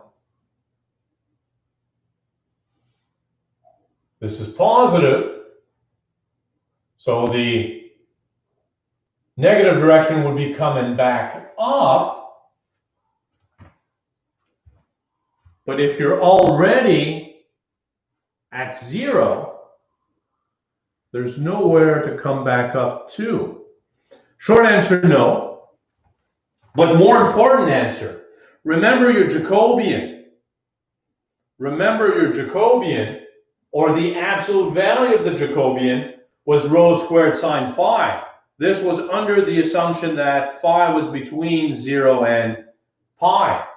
If you're taking negative phi's, you know that sine is negative, and you're going to have a bit of an issue with that as well.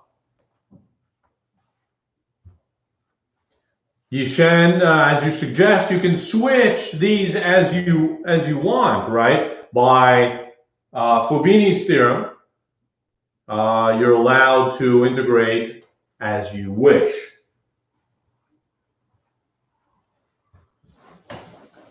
So you don't have to set it up d rho, d phi, d theta. You can set it up any way you want, as long as it's correct.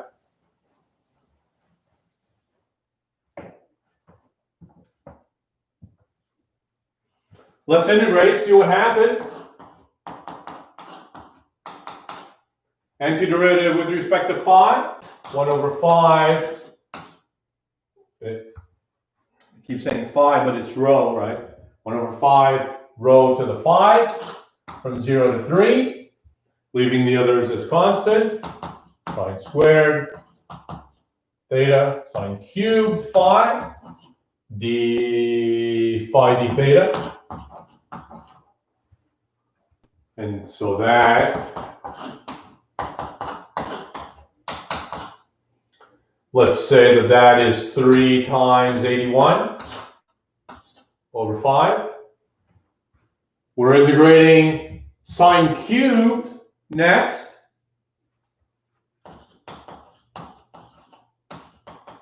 How do we integrate sine cubed? You know what to do.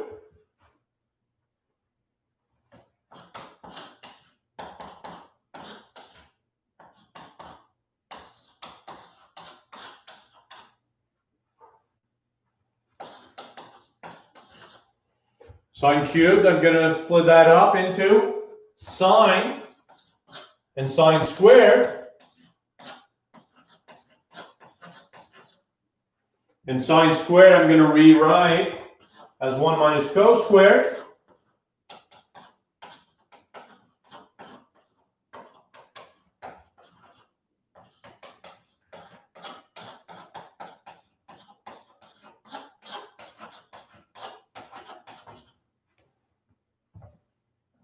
Very nice. Followed by a U substitution. Thank you, Yishan. 162 pi over 5 was the proposed answer.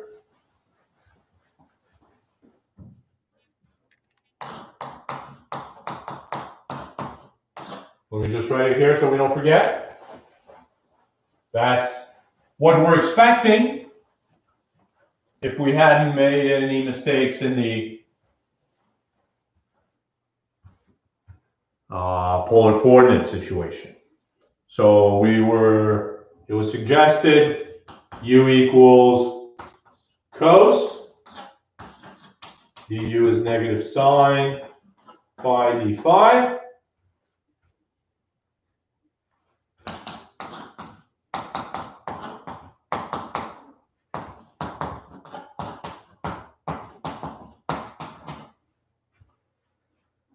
And we're left with u squared minus 1.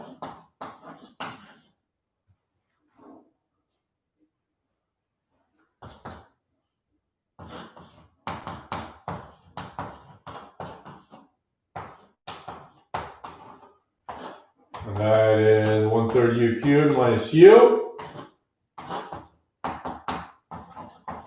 You remember, of course, that the limits were left in terms of phi.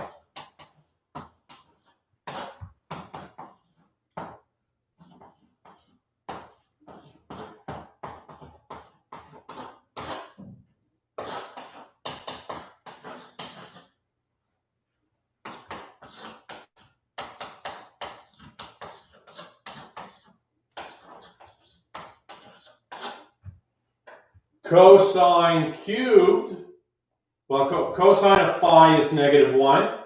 So if you cube that, you get -1. Plus 1, subtract, plugging in 0. Minus minus gives you a plus again.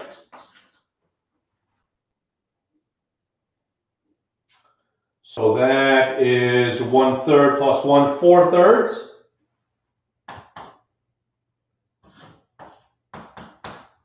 So 3 times 81 over 5 times 4 over 3 times sine squared. I can cancel a 3 there. And how do we integrate sine squared? You know what to do.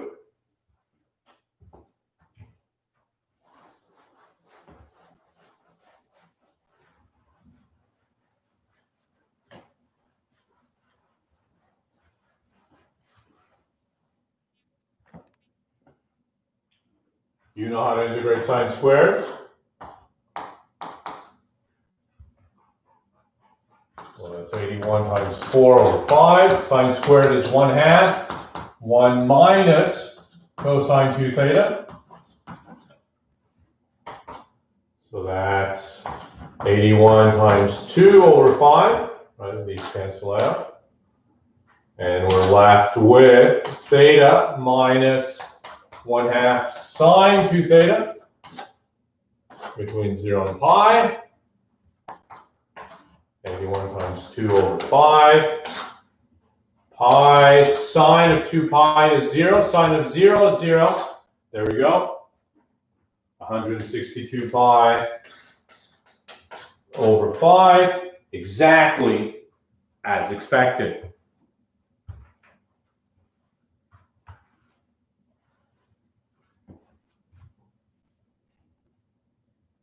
How are we doing? Well, I know what you're thinking.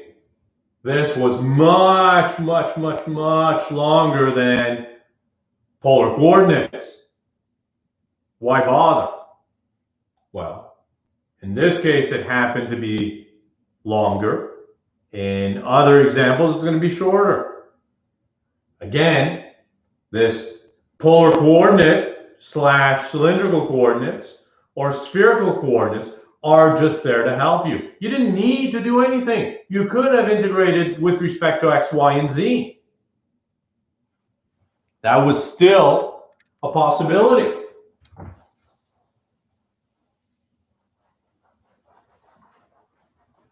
Right? But we decided to make a change to a different coordinate system because we expected the integral x, y, z to be very long and tedious. Switch to polar, made it fast and easy. Switch to spherical coordinates, slightly a bit long, but still very easy. Let's take another example.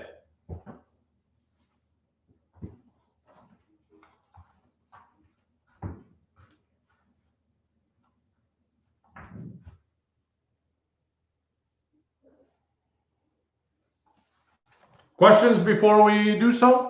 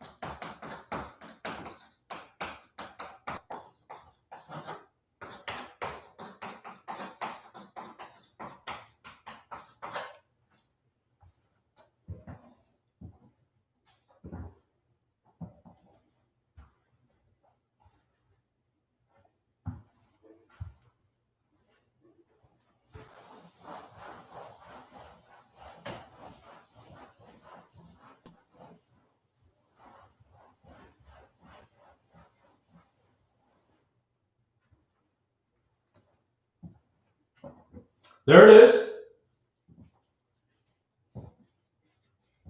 Take a moment.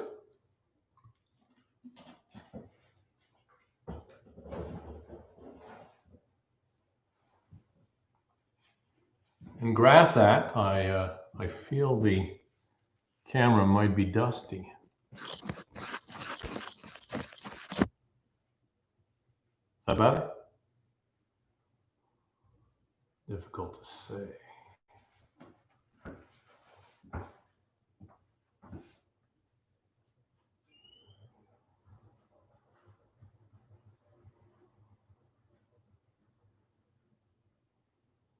All right. Did we graph this? Let's graph that to see what's happening.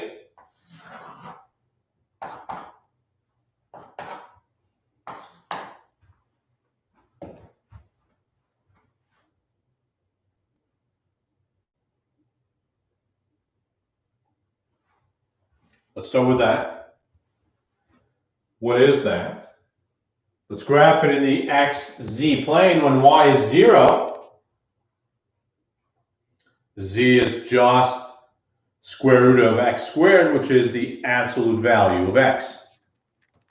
So you know what that looks like. Absolute value of x here in the xz plane when y is 0. Similarly, when y is 0, when x is 0, z is square root of y squared, which is just absolute value of y. So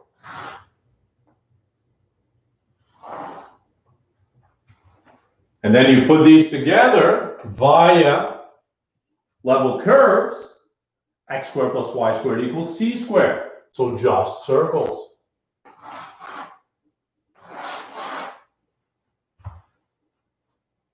All right.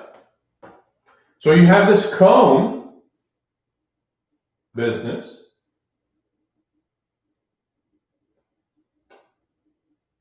And then you have this, x squared plus y squared plus z squared equals 1, which you know to be a sphere of radius 1, center of the origin.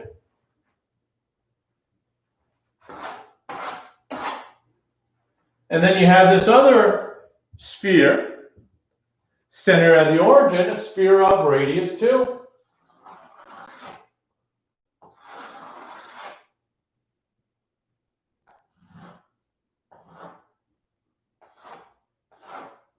So you see what's happening, right? We want the integral of this above the cone between these two spheres. So we're integrating over this region here above the cone, but between the two spheres.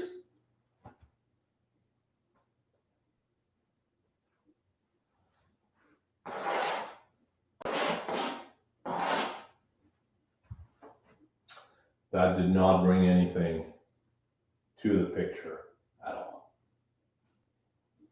All right, there you go.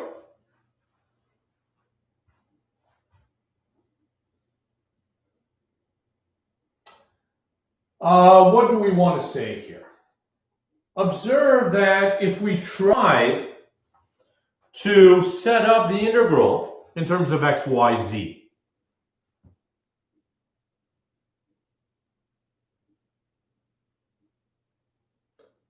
how does z vary?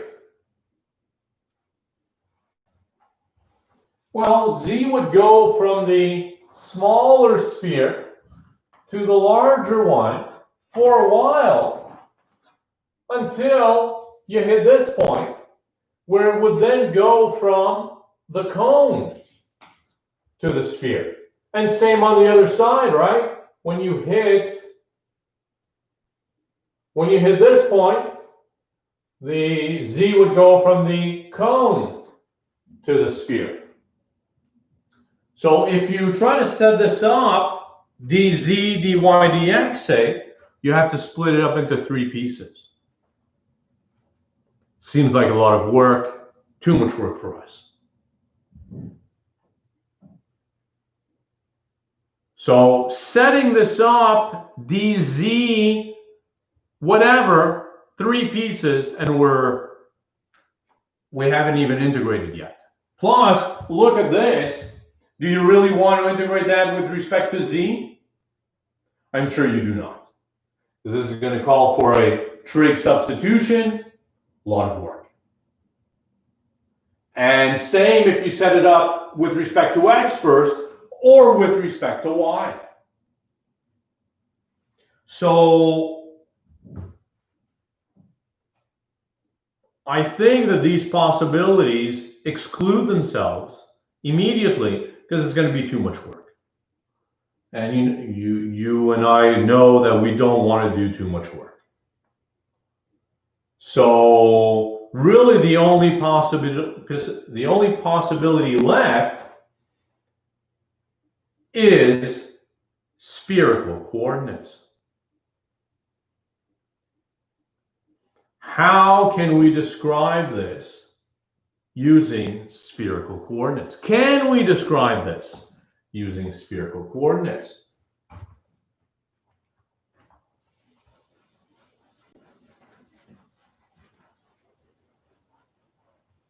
Well, first of all, let me bring your attention to the fact that in spherical coordinates, we already noticed x squared plus y squared plus z squared was really rho squared. So the integrand just becomes rho. And that's very nice. So let's switch to spherical.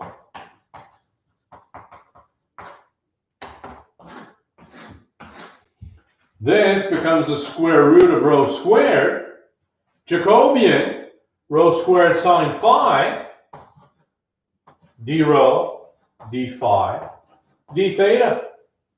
So as far as integration is concerned, it's going to be pretty straightforward, at least in the beginning. Right? I mean, here you could have functions of phi and theta, so it could get a little bit hairy, but for now, seems pretty straightforward, as opposed to a trig substitution right off the bat. How does rho vary? We're looking at the stuff between the two spheres. Rho is measured from the origin moving out. Your region starts living when you hit the first sphere and goes all the way to the large sphere. Always.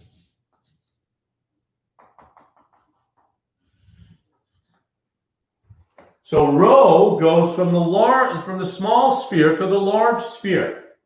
The small sphere had equation x squared plus y squared plus z squared equal to 1. Or rho squared equal to 1, or rho equal to 1. So this small sphere has this nice equation, rho equals 1. The large sphere, which was x squared plus y squared plus z squared equal to 4,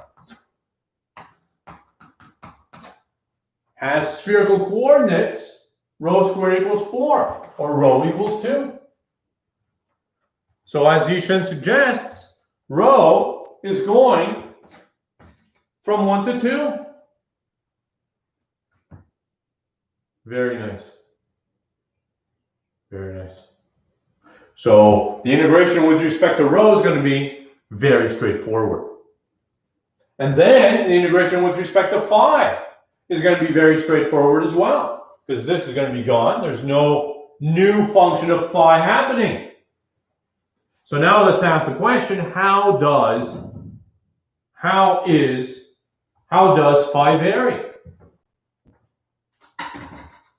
And you know phi is measured from the z-axis coming down.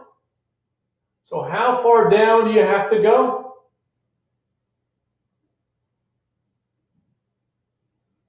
You go down until you hit The cone. The cone is the limit for phi. So what is the equation of the cone? Well, the cone had equation z equals square root of x squared plus y squared.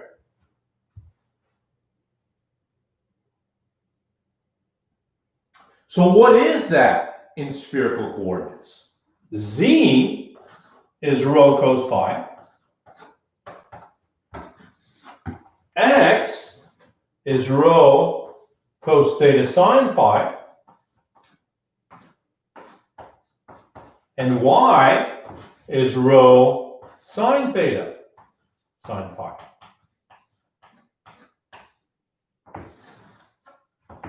So let's see what that gives us. This is rho squared cos squared sine squared phi plus rho squared sine squared theta sine squared phi. And if you factor out a rho squared sine squared phi from both, you're left with cos squared plus sine squared theta, which is 1. So this is just rho squared sine squared, which is rho sine phi. If rho is positive and sine is positive.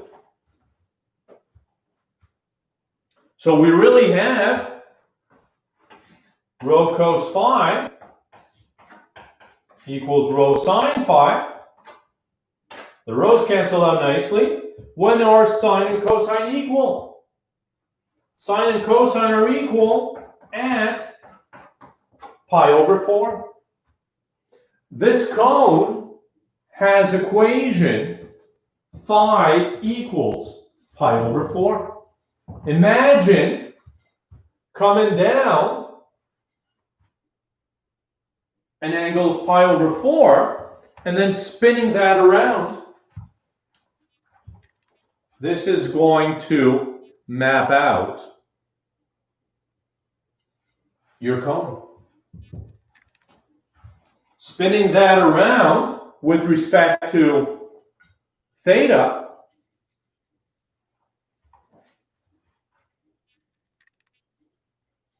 well, I should do it like this. And rho is allowed to get larger and larger. That maps out your cone.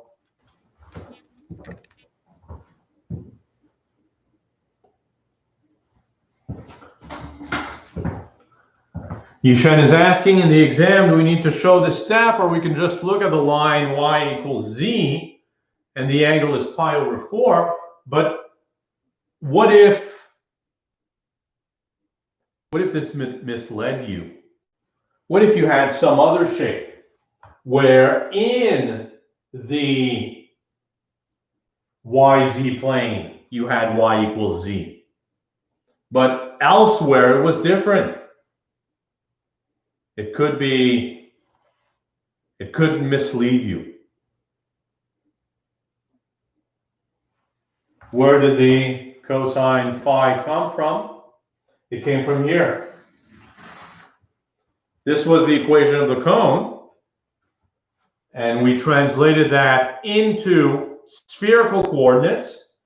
So z is rho cos phi, and x squared is this. X is that, and y is that.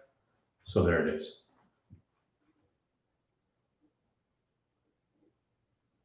So what are we saying? Phi, which is measured from the positive z-axis coming down, 0 to pi over 4.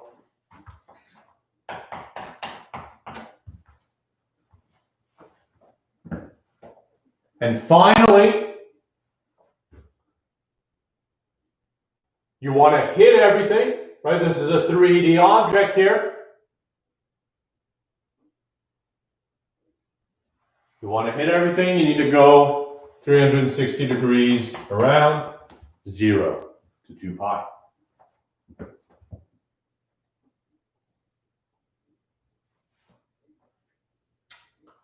Very nice.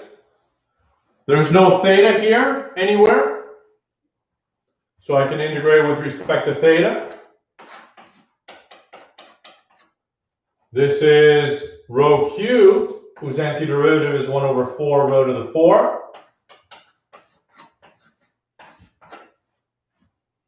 Between 1 and 2. So 4, 8, 16 minus 1 is 15. So pi over 2, 15. Antiderivative of sine is cos, negative cos. Between 0 and pi over 4. So this is 15 pi over 2 times 1 minus 1 over root 2. I'm sure you're not going to see that. Are you able to see that?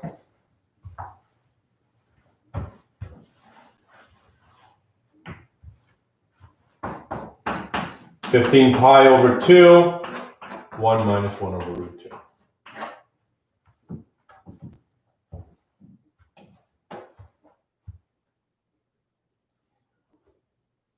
There it is.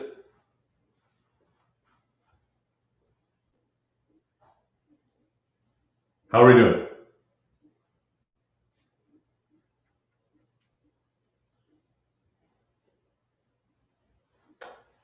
I want to say pi over 2 because I had a 2 pi here. There's 2 of that 4 cancels. Is that correct, Adam?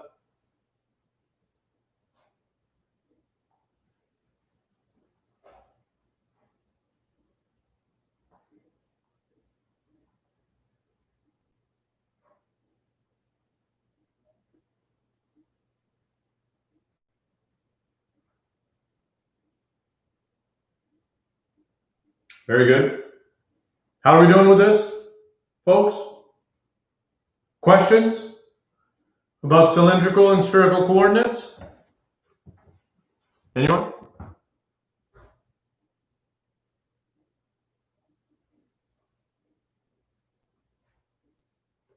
Somebody is going to send me an email to remind me to postpone the web work. It will be our last web work.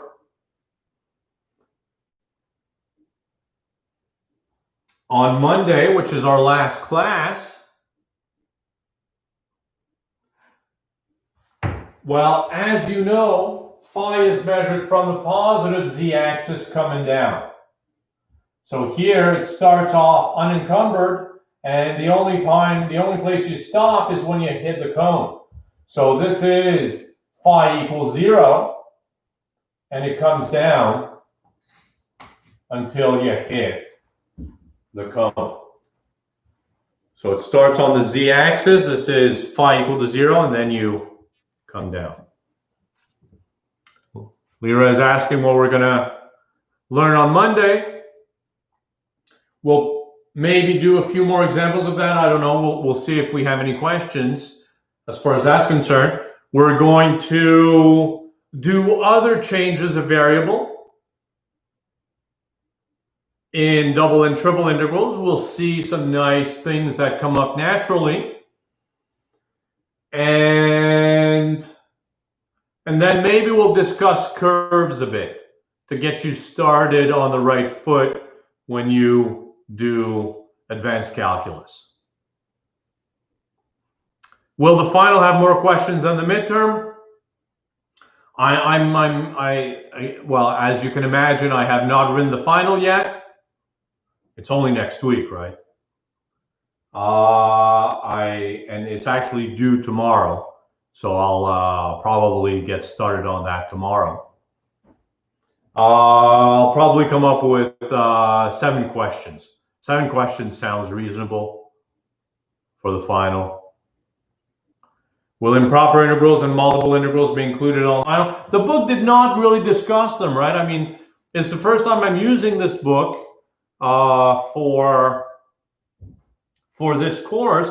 We would normally use atoms, and all my books were at school, and I had this book here, so that's why I was using that.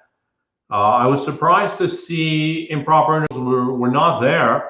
because Adams devotes a whole section to it, but it is what it is. The book did not discuss them. They will not be on the final. It's not a terribly important concept. It's an immediate generalization of improper integrals in 2 dimensions. And remind me on Monday. Remind me on Monday, I'll show you a very nice, yeah, speaking of improper integrals, on Monday,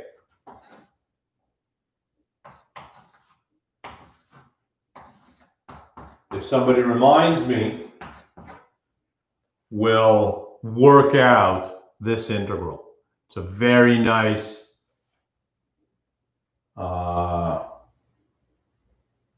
well, it's very nice. Let's say that. Right, so again, well, yeah, let me not spoil it. We'll look at this integral on Monday. Sure, yeah, exactly. We'll give it some context, Aaron, on Monday, and we'll solve it together. Questions? Anybody? Ran, why don't you email me to remind me to postpone it? I'll postpone it till somebody wanted Tuesday. I'll postpone it till Tuesday. It's fine. You should do it as quickly as possible to make sure, to force you to learn the material, but I have no issues postponing it. Very good. So unless there are any questions, I will see you on Monday. You guys have a good weekend. Email me over the weekend if you have questions. And on Monday, I'll be able to tell you how many questions on the final, but I expect to put 7 questions. Thank you very much. You guys have a good one.